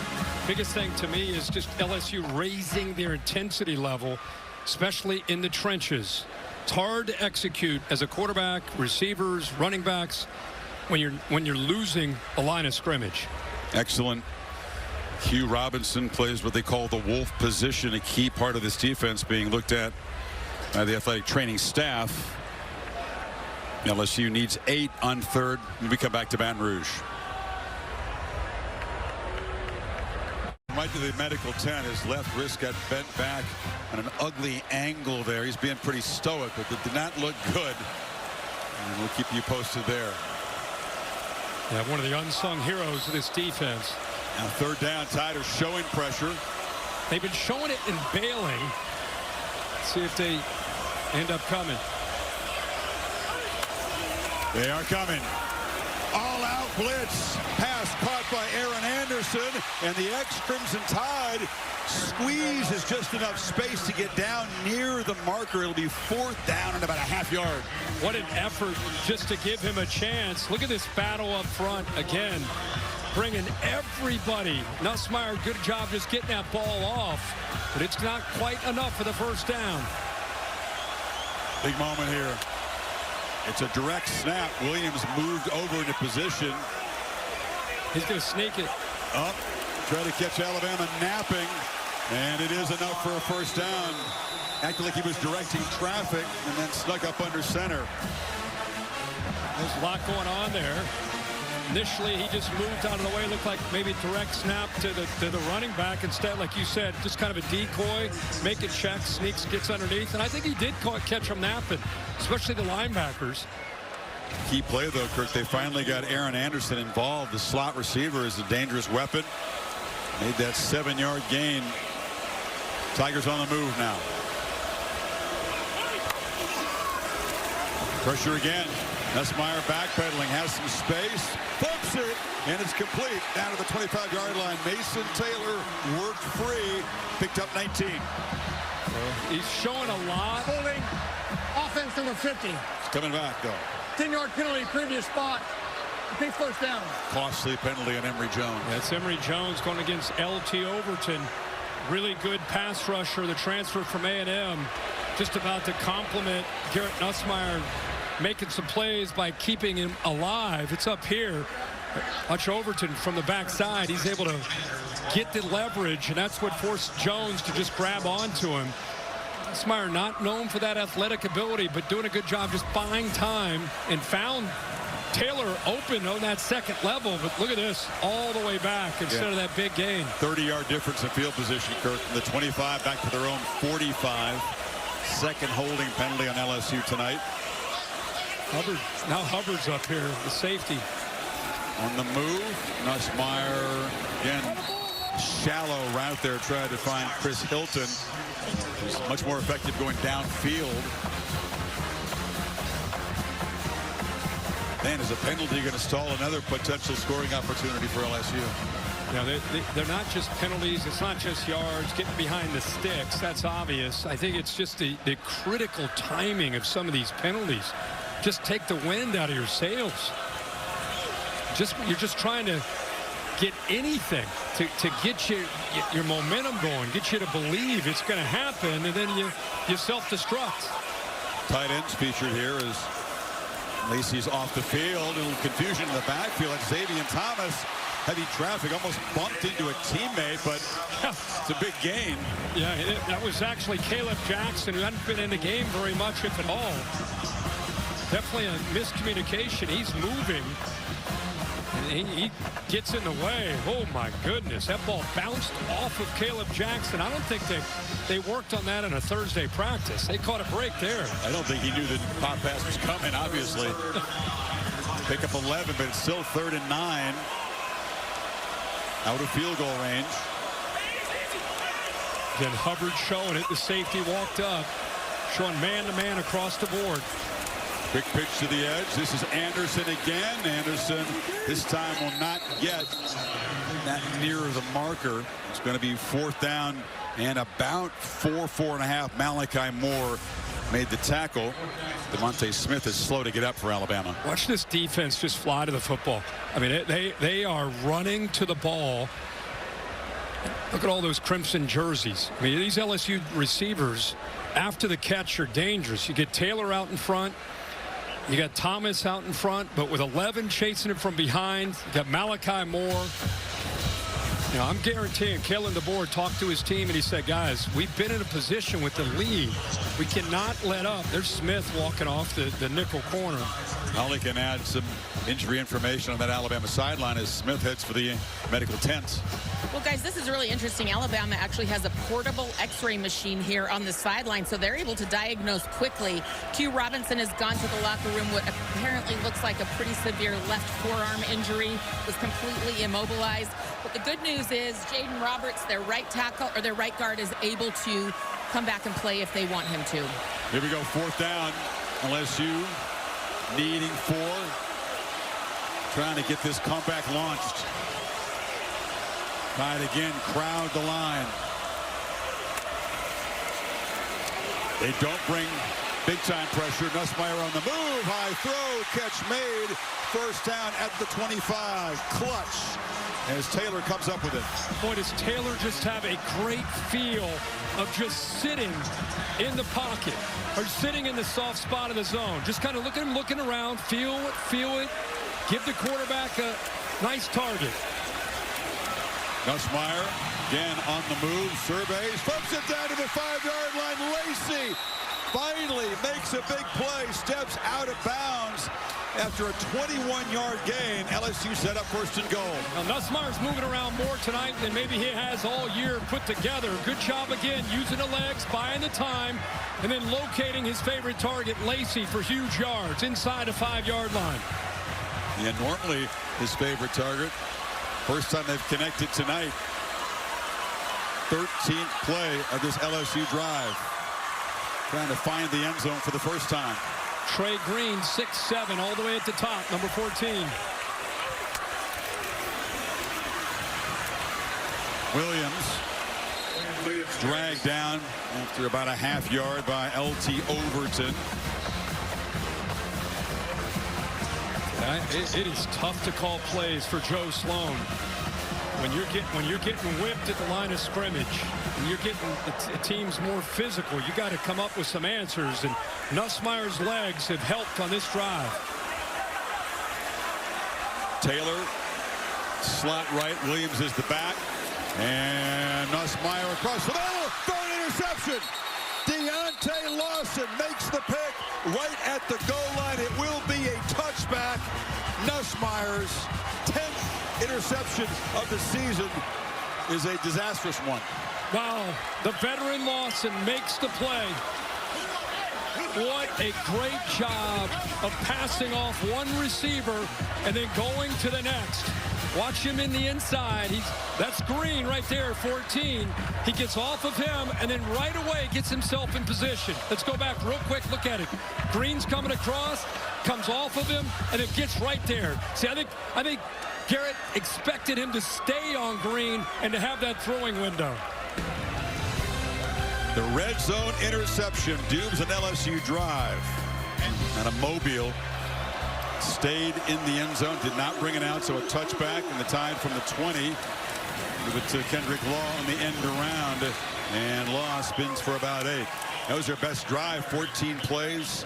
Right there again on the doorstep, coming up empty. 14-play drive, took a lot of time, overcame. Remember that 1st and 20, looked like they didn't have any chance. Converted a 4th and 4, got inside the 5, and then the big play by Lawson to get the interception. Dan Miller, first down.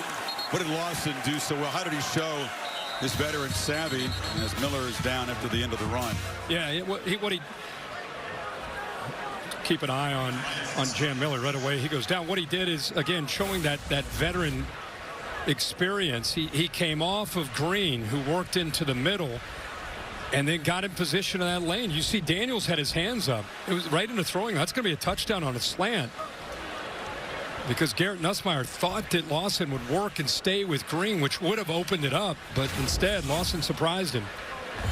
Yeah, it's tough. We talked about Nussmeier waiting behind Jaden Daniels for 2 years. Daniels in his brilliant 2-year career here, 57 touchdowns, only 7 interceptions, besides the 2,000 yards that he ran for. So Nussmeier, 10th this season, still an inexperienced player. You think about Daniels had 29 starts at Arizona State before he got here, and then played 26 games, or 29 games, I should say, not all starts, but a lot of football at Tempe, and then 29 before 26 here. So Nussmeier obviously far less experienced trying to step into those shoes. And a different style of play. I mean, Jaden Daniels, such a threat, getting out on the edge, the quarterback run game, but his decision-making was so good, and now we're seeing it on Sundays with the Commanders, obviously. I mean, he's a once-in-a-generation quarterback talent.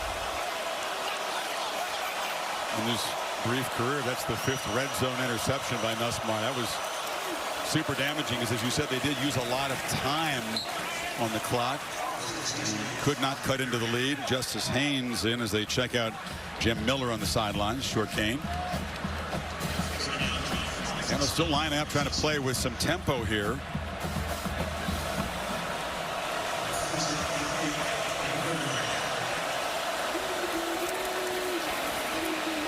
Go across the middle, bobbled, and then incomplete. Kendrick Law had it, tried to grab it, and couldn't hold on. Love how Jalen Milro works his eyes from the left. I know he didn't complete this, but he knew exactly where he wanted to go with the ball. Just a drop there by Law, usually more sure-handed. Put this right on the money. Woo, that is a great throw. They have 2 chances to grab it. Instead, they're going to need 8 to get this drive going. It's going to be big for LSU's defense to get right back off the field. And if you don't pressure, you're putting both your best pass rushers right over here in 35 Jones and 4 Swenson on the same side. And both these backers can come on the blitz. They're leaning forward like they're coming, and both do come. Milro will be swarmed, so an aggressive call, and LSU with Jones and Swenson getting there, get him to the ground. There's a flag down in the offensive pit area. Face mask, defense. Oh my goodness. You said these penalties have been really ill-timed and costly. Yeah, just critical times. The interception coming at a critical time. Jones, who gets in there, Blake Baker dialing it up, perfect call. And Jones just trying to make a play, gets a hold of Milro's face mask. So instead of it being 4th down and a punt ball back to Nussmeier and LSU, instead it's Milro, the first down. Crowd's reacting. they didn't think it was enough, but there's some debris getting showered on the field. Going near the Alabama bench. Why does that have to become a thing this year? Some idiots do this at Texas, and now all of a sudden we see it popping up in college football. Enough's enough, clowns. Just, what are you doing? Agree. It's not the first bottle ever been thrown on the field here. I can promise you, as a sideline guy, we're in the 80s. This is just stupid. Yeah. These were water bottles. Back in the day, they were other kind of bottles. But, yeah, now it's a copycat situation. Yeah, it's great. That's your home cheerleader. And guess what? They're not going to review that and take the face mask off the board. Just embarrassing to LSU. It's embarrassing to college football. And just around the country. Just enough's enough, man. Well, they fined Texas, big 6-figure fine after this. Same thing maybe in sort LSU. Kelly's still arguing his case. He didn't get the face mask. He got him to the side.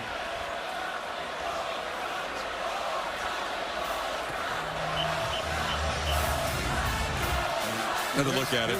What do you think, Bill LeMonnier? Even if you grab the side of the helmet, the opening there, that's still considered a face mask. So it's a correct call. Okay. They did get the face mask anyway. You see his fingers up in the cage there, right there. That's, I mean, it's hooked onto the cage, the face mask. You're a defensive player. You're not trying to do that. You're just reaching out, trying to grab the quarterback. But and the play call worked. I mean, they put Swinson and Jones on that one side. They brought Weeks and Penn on the blitz. Everybody got home. The pocket collapsed.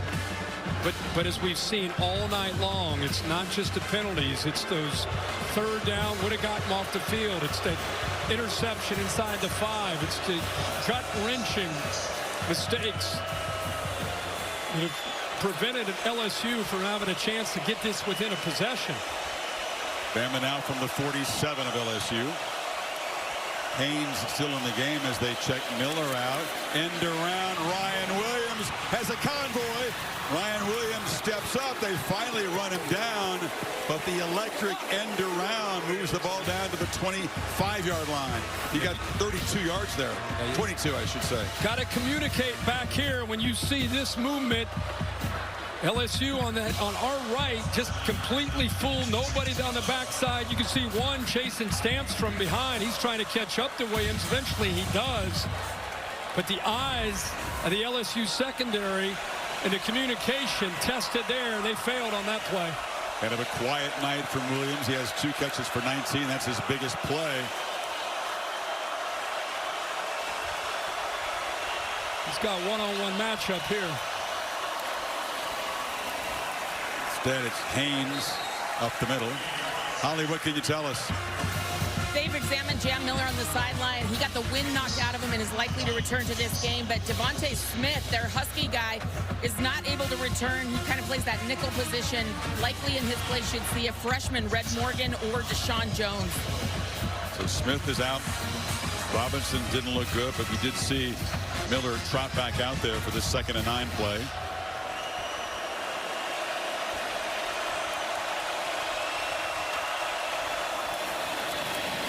And he's got the football, and Jam has dropped down. LSU's done a pretty good job containing the Alabama tailbacks. It's been Milro that's hurt him more. Oh, yeah. Explosive runs. Yeah, you know, I think that's the... When this Alabama offense starts cranking, you get caught up in trying to stop a lot of different things. And I think Blake Baker knew that coming in. Longest run for a Bama tailback tonight is 8 yards. Milro again, keeper. Jalen Milro to the house. The hat trick, rushing touchdowns for the Tide quarterback. 19 yards there, and this is getting to be much more comfortable for the Crimson Tide. Oh boy, keeps running on this left side. Nice deliberate fake here. And LSU out of position again on that left side. See, the last 2 years, it's now 7 rushing touchdowns against the Tigers for Milro. 3 of those tonight. And again, The big pendulum swing of momentum. Instead of LSU cutting it to a one-possession game, they're down 22. He is so powerful. And watch Weeks start to work outside. Good block here by Dupree. He buries the defensive end. Now you get outside. Look how you just get out of position. I mean, this guy is fast. He's powerful at 6'2", 225. And then he pulls away from you with that ability to cut back and go to the house. The obstacle was going to be difficult, stopping Jalen Milro from throwing and running, and LSU has not been up to it so far tonight. 22-point hole in what has been called a must-win game midway third quarter. Xavier Thomas knocked down. Well, he's still going. Did not hear a whistle, and an averaging Kirk on his 10 carries, 11.7 yards is Milro. Urgency. LSU needs a quick strike. Going to hand the ball in the hole to Durham, and he is smacked immediately and driven back. I mean, to me, it's been from the opening snap to right now. There's a good look at Jalen Milro. There's all three of the quarterbacks, the numbers they put up. Zeller's got knocked out of the game. LSU came back and won it, but he had to leave the game, and that was the turning point. Yeah, it sure was. But the theme I've seen, I think anybody watching this game, is just Bama's more physical and just controlling things. Showed up in a bad mood, and they have not lost that edge throughout the game. Nussmeier, sideline route, catch made. Lacey hesitated, gets going, and gets down inside the 40. A chunk play they desperately needed, picked up 28. The corner shows press, then gets out. Good timing throw, ball's out in a hurry. Good job at actually staying in bounds there by Lacey to get another 15 or 20 yards after the catch. Only 2 receptions on the night. Down 3 scores, you feel like they've got to make something happen in this possession. You got to find the end zone to have a chance. Nussmeier, lofted throw for Lacey, who goes up high. Was he in bounds? Yeah, I think he did. Jump ball with Xavier Brown, and Lacey showing how good he is in the air, and he's contested catches. How about the hands and the, whoa, they're going to take it at that toe on the line. One toe over the line, maybe. Yeah. Stop and get a closer look. But what an effort to go airborne. It's one of those 50-50 balls that Nussmeier likes so much because he trusts Lacey to make a play, locates it, catches it. I think that right toe is on the white line. Negates the 21-yard play if the officials see it that way. Lamagna gives us the incomplete signal from the right end of the booth. That's not the best angle. That previous angle made it pretty clear that the toe did get on the paint. You got to see some green grass between the two, and there isn't any. If only he wore size less shoe. Yeah, I don't know if that's a 12 or if we just take an inch off of that cleat or white cleat there. Even if it doesn't stand, they've gotten things going with Lacey's previous catch on the right sideline. So a sign of life from this LSU offense. But a long way to go. We were talking at the break there about this new era of a 12-team playoff and 2 losses in these conferences and what it does, especially in the SEC. We saw Ole Miss and Georgia. Ole Miss, kind of an elimination game. They showed up with bad intentions, able to win against Georgia. And now here we are, talked all week. LSU, Alabama, kind of an elimination game. Boy, did Bama take that personally in the way they've shown up. It's kind of a sign of this new era where you're not out of it with a couple losses. Previous years, 2 losses, it's over. Right now, you're alive and have another chance to try to get backed into a corner and come out swinging. No doubt. Talked to Kellen DeBoer last night because the Missouri game could be a difficult opponent. They were banged up, but Alabama faced that same kind of urgency. Look, the losses to Vandy and Tennessee, no margin for error at all. That's right. And you know, it's going to be a tough race in the SEC, but I think that, you know, if you don't get in the SEC championship game, get one of those 2 slots in the game, probably 2 other teams are going to get in. If you look at the 2 power conferences, SEC, Big Ten, you can make a very strong case. There's 4 playoff-worthy teams, at least 4. But after further review, after controlling the ball The receiver's foot came down and hit the line with his toe. Therefore, the pass is incomplete. It'll be 2nd 10 at the 39-yard line. The clock will start on the snap. All these games are interconnected. SEC games, Big Ten games. This is the Big 12, worthy of 2 teams. Another team besides the champion is the ACC. Right now, it doesn't look like it, but things could happen in the last 3 weeks of the season. You know, we've got another elimination game next week in Athens with Tennessee and in Georgia. So when you get down to the last 3 weeks of the season, it's a lot of fun to get. I mean, it's only 3 weeks to go to get to elimination game. And a lot of teams still alive. I thought you had an interesting feature on College Game Day with a little meter. Are you not a contender? Are you a playoff team? Are you a national title contender? There's a lot of playoff contending teams. You guys you didn't let that meter go very far to the right to call a bunch of teams a national championship contender. Now, Pat had Oregon. Yeah. Pat had his, and actually he threw LSU. Home cooking. He threw LSU all the way down to the right, too. Obviously, Ohio State, Oregon. Yeah. Texas would be in that mix. Wait. Late pressure, and he rolled right into it. Right into the path of Jahad Campbell. Not just a sack, that's a big loss back near midfield. And it's going to be 4th and 21. It's a great matchup with Campbell's ability to rush the quarterback. And Will Campbell, one of the better left tackles in college football. He gets to the edge, and you know Garrett Nussmeier's had some success escaping out to kind of that back door of the pocket. And that time Campbell anticipating that threat, just waiting for him to turn into him, and comes up with another sack. Oschendorf on the punt. How good is 11 playing tonight? Lights out. Campbell and Lawson continue to be such strengths in the middle for that Alabama defense. Play of game, offense, 5-yard penalty, remains 4th down. Just backing up Oschendorf there. So that's 2 sacks now, Kirk. They have 2 takeaways. They were tied for the SEC lead coming in with 18. So add 2 more to that. And it's been the MO of this defense. Get after the quarterback, take the ball away. Again, Kane Womack has come up with a plan tonight, and the way his defensive line is played, how violent they've been at that line of scrimmage, freeing up those 2 inside linebackers. It's been a thing of beauty to watch this Bama defense. Fair catch made at the 15. Feel like a member of the staff. He's halfway on the field sometimes. I love it.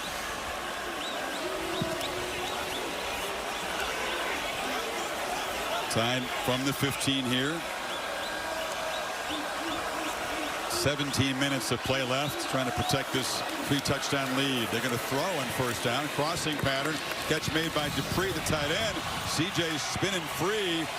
Another missed tackle by this LSU defense. It's been tough tonight. Couple tight ends in his formation. 1st and 10 with a nice lead. Little mesh route, expecting run. Last thing you think they're going to do with this lead is throw the football inside their own territory, inside their own 20.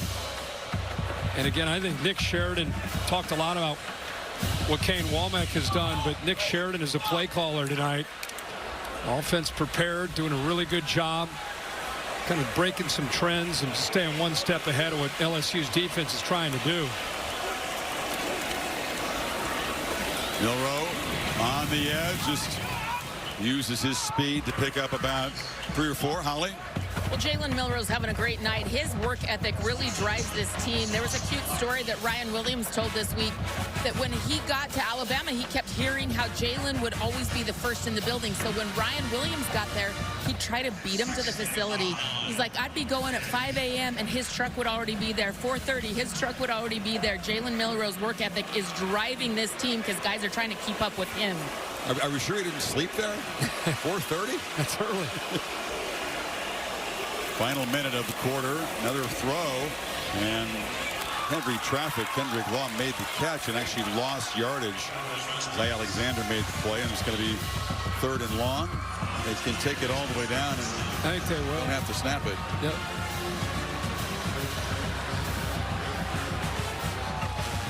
Pretty good 3 quarters coming into Death Valley, up 28-6. Some teams respond well to what you talked about, that must-win mode. Alabama certainly has. Ole Miss did today. Yep. Georgia, LSU, not so much tonight.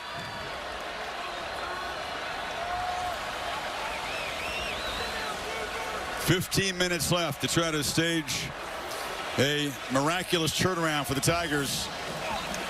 They'll still take a second conference loss. Alabama up 22, end of 3 in Baton Rouge. Back after this message and a word from your local ABC stations. You're watching the SEC on ABC.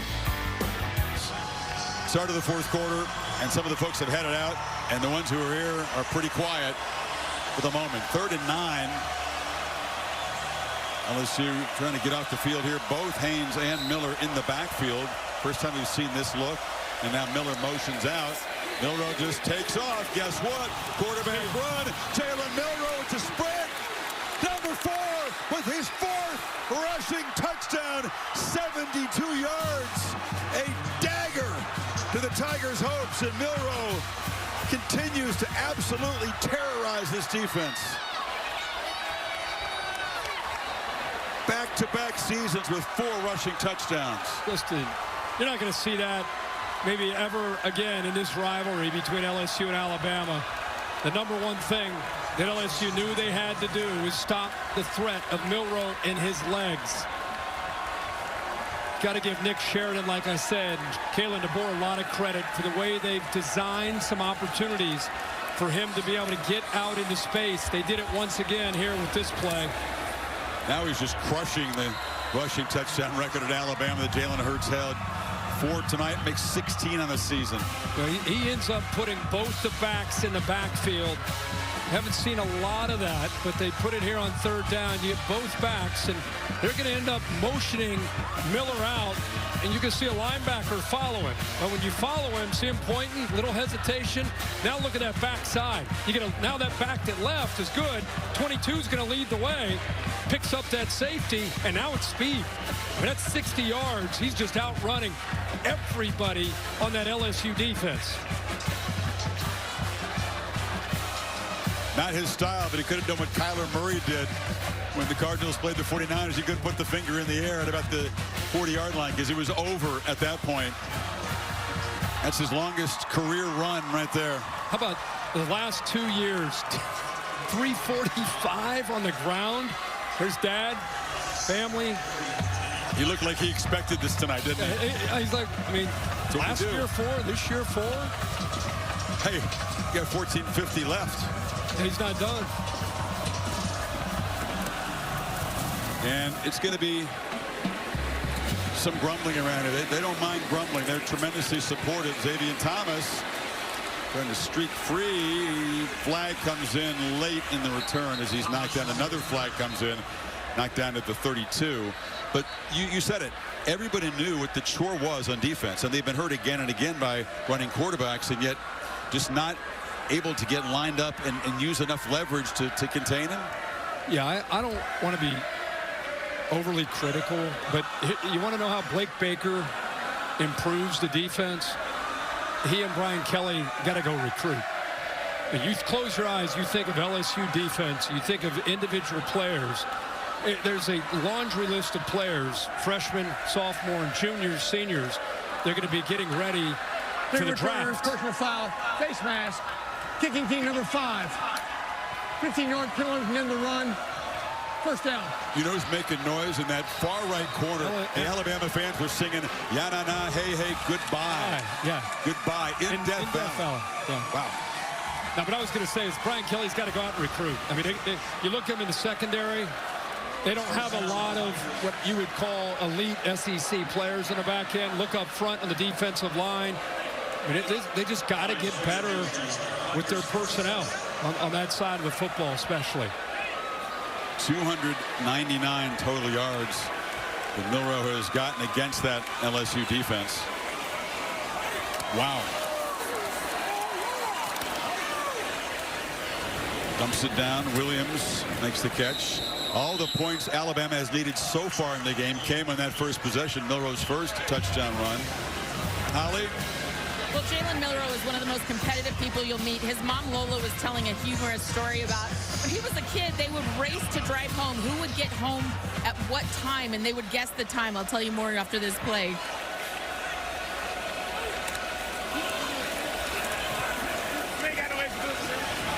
Nussmeier will just scoot out of bounds. Go ahead, Holly. So they're driving in the car, and if they don't get the time that little Jalen at 4 years old has guessed, he's mad. He would get so furious, and he'd say, you went slow on purpose. He'd get mad at his parents. They said he was just very unique at a young age. He always wanted to win. He always wanted to be right, and he's looking pretty right tonight. I think he guessed the time the car was going to get home. Well, if his folks guess that he's going to have 299 total yards, be right. Alabama historically does pretty well in Death Valley. If they win tonight, that's 6 of the last 7. Remember a couple years ago, you and I were here and saw that LSU win when they won in overtime. But tonight, it's been all Alabama.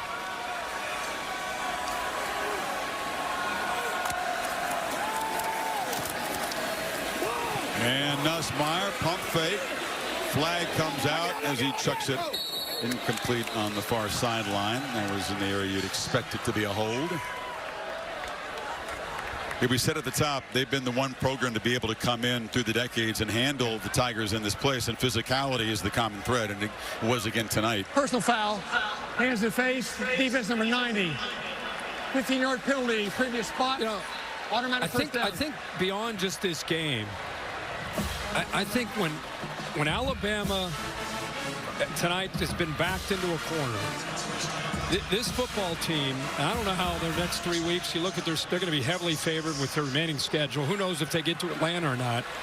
But when they show up with a focus and an eye of the tiger approach, they're going to be tough for anybody to match up with. I think the nation was reminded tonight that Kalen DeBoer, who gets a lot of criticism trying to replace Nick Saban. Well, Nick Saban didn't wear a T-shirt, or Nick Saban didn't do this. I mean, we all knew when he stepped into that shadow, and he knew how challenging it would be. And with a couple losses, there are a lot of people saying, what the heck, what's going on with this new guy?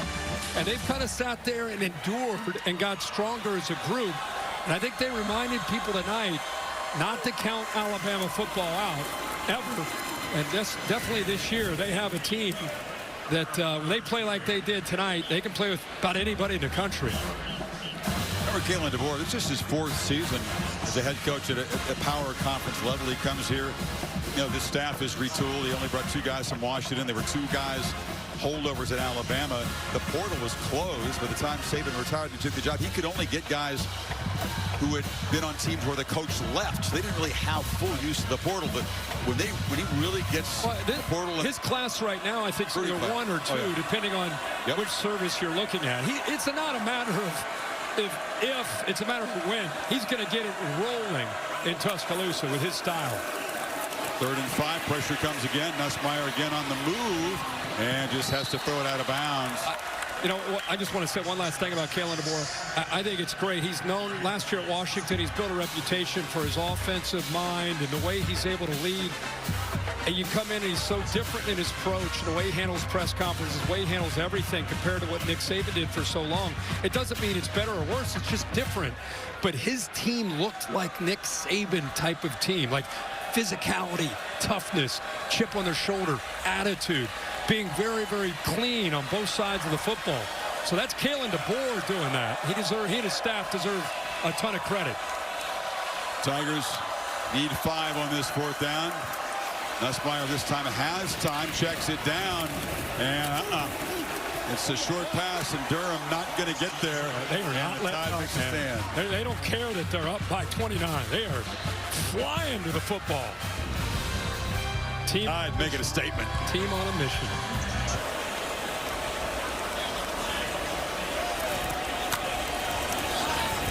Starting offense still in the game, and off to Jam Miller, who powers downhill for 7. It's been interesting to watch Jalen Milro tonight. So much attention on him coming into this game. How would he play? What kind of start would he get off to? Did he get his rhythm established early? Of course he did. And once he does, how terrifying is this offense and its potential? It's all about Jalen Milro as you look down the road at the rest of their games and potentially, of course, into the postseason. if you're defending these guys, you better stop him from getting off to a quick start with his legs.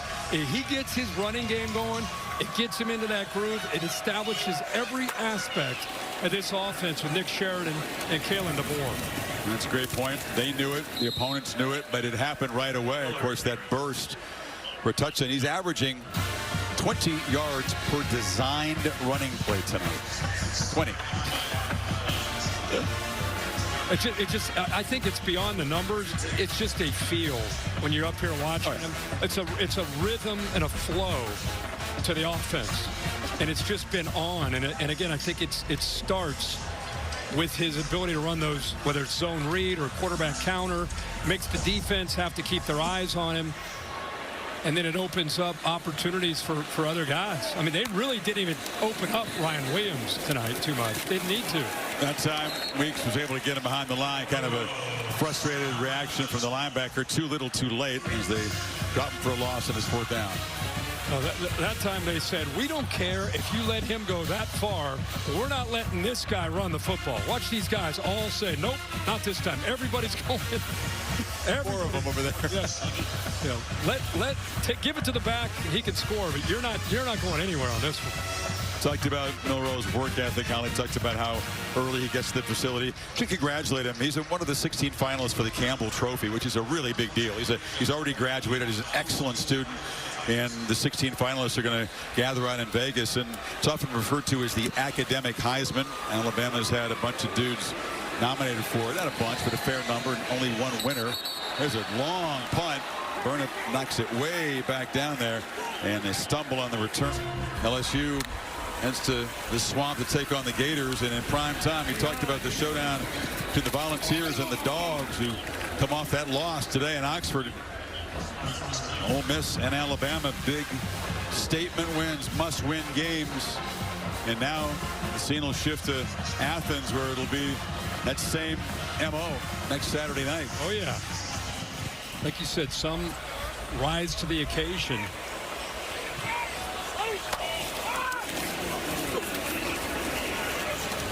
Nussmeier's short throw. Durham pays the price for picking up a yard, knocked down quickly by Jones.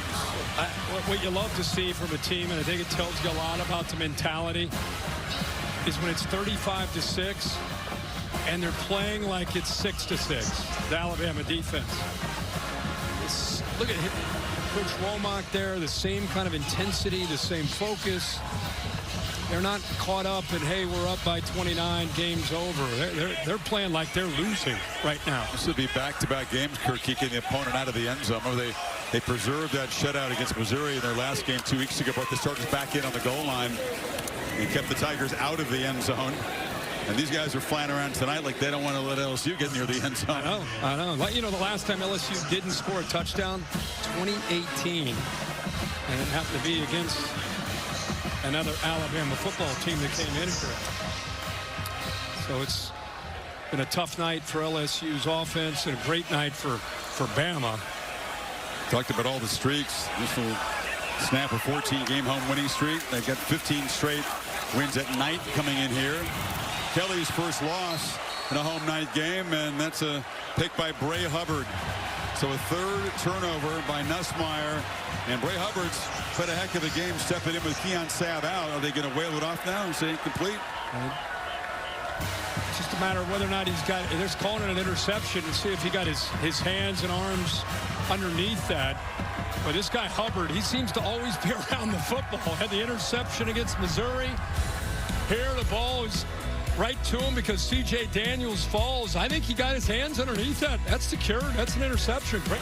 All smiles for Jalen Milro. His night is complete as Ty Simpson takes over at quarterback.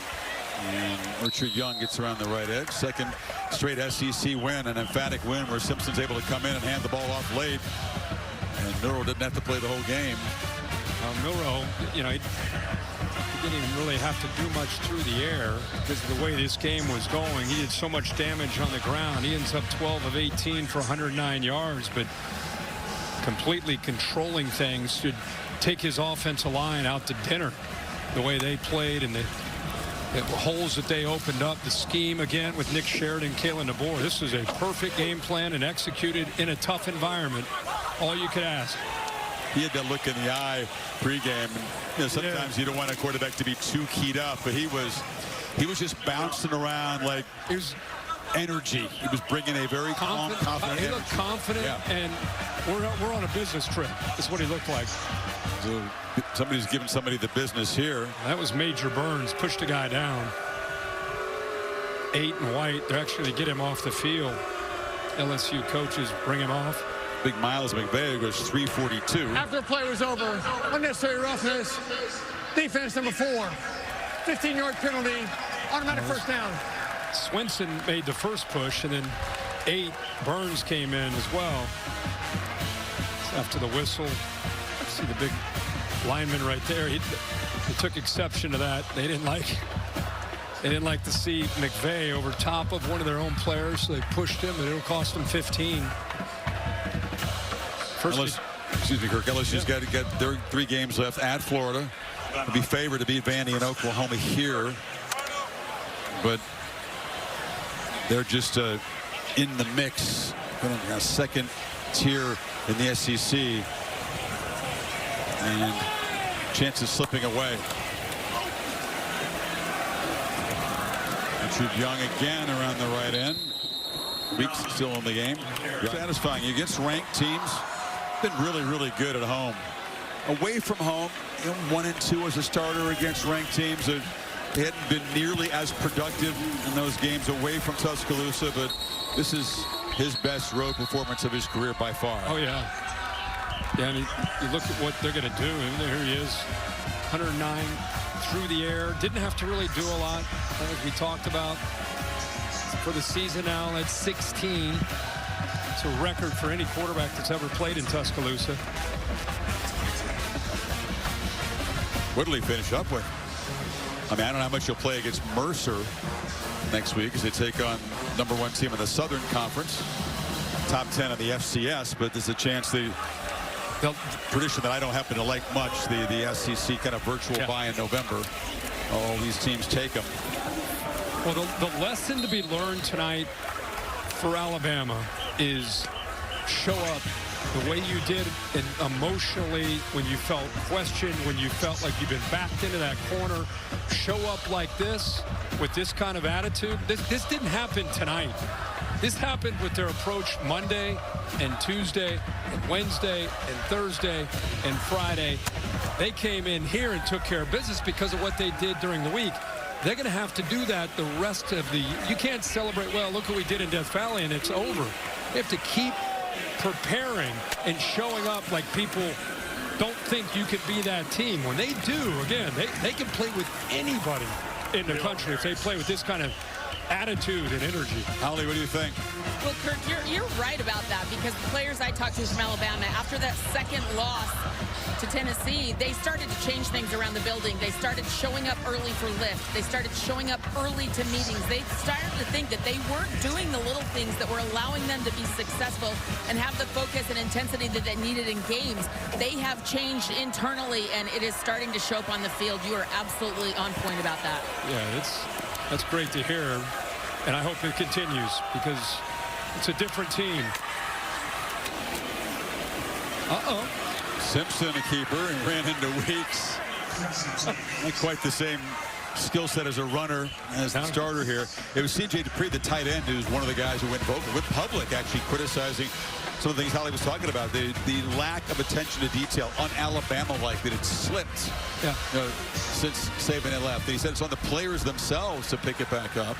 Yeah, and I mean, you could take some games. We did the Alabama-Georgia game, and we thought first half, whoa, this Alabama team. And then in the second half, they kind of took their foot off the gas. And there's the Vandy game. I mean, I just think they had to go through some adversity, new coaching staff, change of guard, new leadership, and I think they learned a lot of lessons. Richard Young still running hard, bangs down for a first down. Well, in the SEC today, we've seen this doubleheader. Ole Miss knocking off Georgia. If you missed it earlier, just a tremendous historic win for Ole Miss. They beat a top 2 team, I think, for the second time ever. Georgia takes a second loss and heads home to take on Tennessee. And here in the Bayou, Bama flexing really from the first minutes of this game and trying to add to an emphatic result. You didn't watch much during the day. Indiana stayed unbeaten, hard-fought win over Michigan. Miami fell from the ranks of the unbeaten, losing to Georgia Tech. And Richard Young will just waltz into the end zone for a 6th rushing touchdown for Alabama tonight. And the folks who are still here supporting LSU continue to grumble. I think there's more Alabama fans in this place than LSU fans at the moment. Yeah, I haven't seen this place look like this ever. Danny Lewis, good block there, kind of caught the edge, set the edge for a nice touchdown run. Again, that's not running up the score. That's just backup opportunities. These guys are going to come out, take advantage of the chances that they get. And Richard Young gets to the corner and says, I'll take that touchdown. It's another chorus of the goodbye song from the Alabama fans here. I think you're right. I've been coming here since 1988 when the earth shook and LSU came back and beat Auburn 36 years ago. Never seen anything like this. Alabama has laid some poundings on LSU. In fact, losses of 28+ in here. The last 4 times it's happened now, guess who's been the winning team? So they've done it before. We didn't expect it tonight. Next week with Tennessee and Georgia. Another elimination game in the SEC on ABC next week in primetime. You're right, it's a praise dart. He was gritty. He came back in a game after going out, but the defense of Ole Miss, my goodness, did they play well today. Sure did. No surprise, that's a strong unit, but they really controlled Georgia's offense. All-State presenting you the college football playoff rankings, so numbers 3 and 4 go down. Well, question is, how far do they go down? You know, where will Georgia go now with a couple losses? Where will Miami go to the committee after their first loss? And who moves up into those spots? Well, Texas would slide up at no lower than 3, obviously. Indiana, a lot of people felt they were already a little bit low. You know, nice win against, I know Michigan's not a dominant team. It's still Michigan, who played hard today on defense. Wonder where they'll go. Wonder what Indiana, you got to think Indiana will probably pop up in the rankings. Where should they be ranked? Where would you rank them? What were they, 8? Can you put that? That back up? We got to go to break. Billy's doing a 2-minute timeout, so we'll come back and put that graphic up. We'll come back. I mean, I want to see where you think the Hoosiers should be ranked. Yeah, let's do it. And then we'll get back I on love the that phone camera. and see what Pat thinks. See that camera? Cinematic view. It's beautiful. There it is again.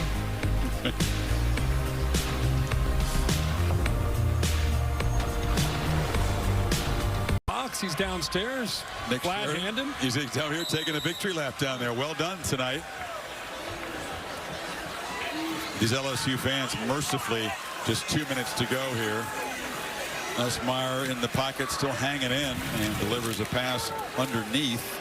And that's Caleb Jackson. What's better, you think, if you're on the road in a big game?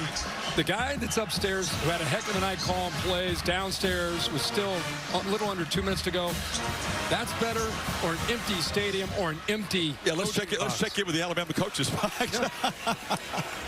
Yeah, we've got an empty box. There's a guy up there in the. The guy up there is, I think he's just cleaning up after the coaches. Well, the Tide cleaned up. And it is a very satisfying thing. You don't get many chances in this conference to go on the road, empty the building like they did. It began in the 3rd quarter, and then have a pep rally down there in the corner. That's a great shot of Milro with Nick Sheridan. Yeah, again, when you play or coach at Alabama, you're going to feel that heat, right? Just like LSU's going to feel it this week. Ooh, yes. And you could see that embrace of, that's what I'm talking about, type of embrace with Sheridan and Milro putting it together tonight.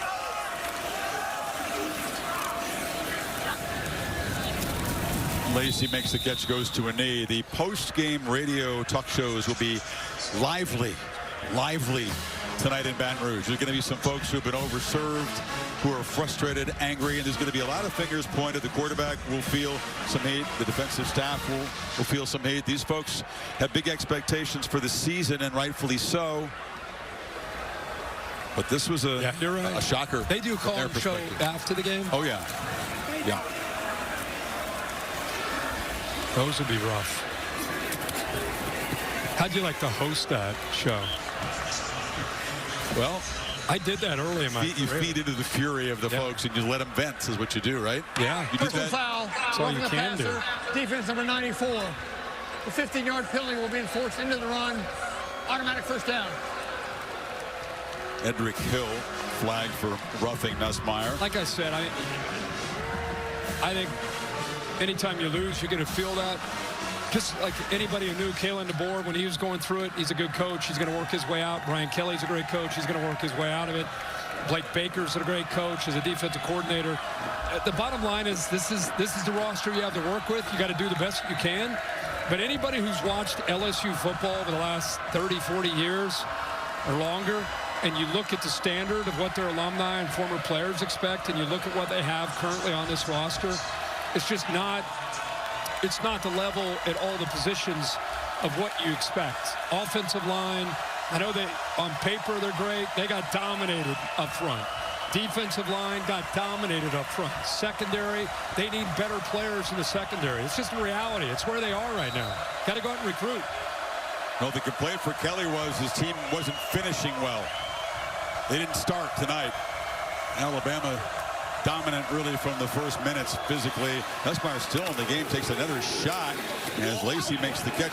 Bama desperately trying to keep LSU out of the end zone here. Shades of what they did against Missouri in their last game. Down to 21 seconds. You got backups in for Alabama, a lot of the starters still in for LSU, and a lot of pride on the line out there at 42-6. These backups are playing like the conference titles on the line. The defense. Look at this pressure. Wow. Nussmeier flips it into the end zone again. Heavy pressure. They're just bringing an all-out blitz. If they're going to leave the starting quarterback in, I guess they're going to keep blitzing him. Yeah, well, they walked 8 up, and they brought 8. 8 guys that time. Kay Womack, he's saying, wait a second, game's over. They're still out there with their starters. They're still throwing the ball. I'm going to dial it up. And another thing to finish on LSU, you know, Brian Kelly, you can get things fixed in a hurry when it comes to improving your roster. NIL, transfer portal. It's not like you have to go out and just count on rebuilding it from the ground up. Alabama crowd making noise on the road against the home offense here as the Tide trying to keep LSU from scoring. There's an end zone throw, and coming back and making the catch for a touchdown is Lacey. So a very, very late touchdown by the Tigers as they finally end zone for the first time, and that's the first touchdown Alabama's given up now in the last 2 games. Yeah, again, they walk up 8. They just get a one-on-one opportunity. That's against a true freshman. The back shoulder. Did he have control as he went down to the ground? Bill Amanya says, yeah, nod of the head. That's perfectly placed there. Thought we'd see more of that tonight. Yeah, knees did get down. Yep.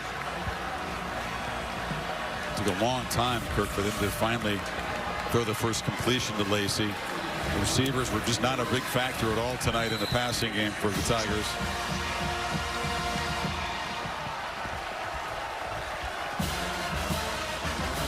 Womack's defense showed up, showed out.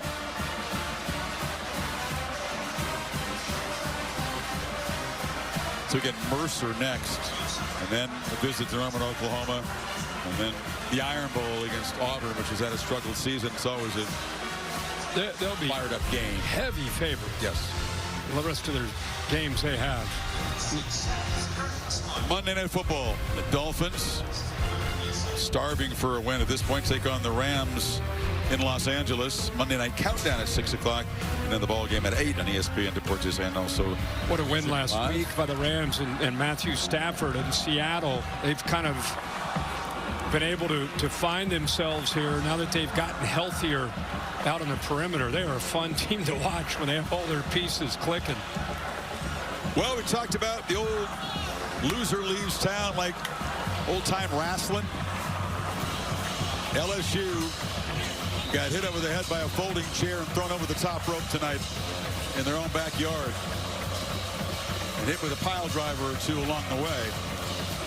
Alabama Still has the 2 conference losses, but is still in the race. LSU dropping really to second-tier status and an uphill fight for the Bayou Bengals. Yeah, this is one of those losses for Brian Kelly when he goes into that locker room to address his team. Yeah, it's a gut check. It's a gut check. Still, if you think about it, you go to 6-3. Forget about the playoff. Forget about all that talk. It's more about, okay, let's look at this week.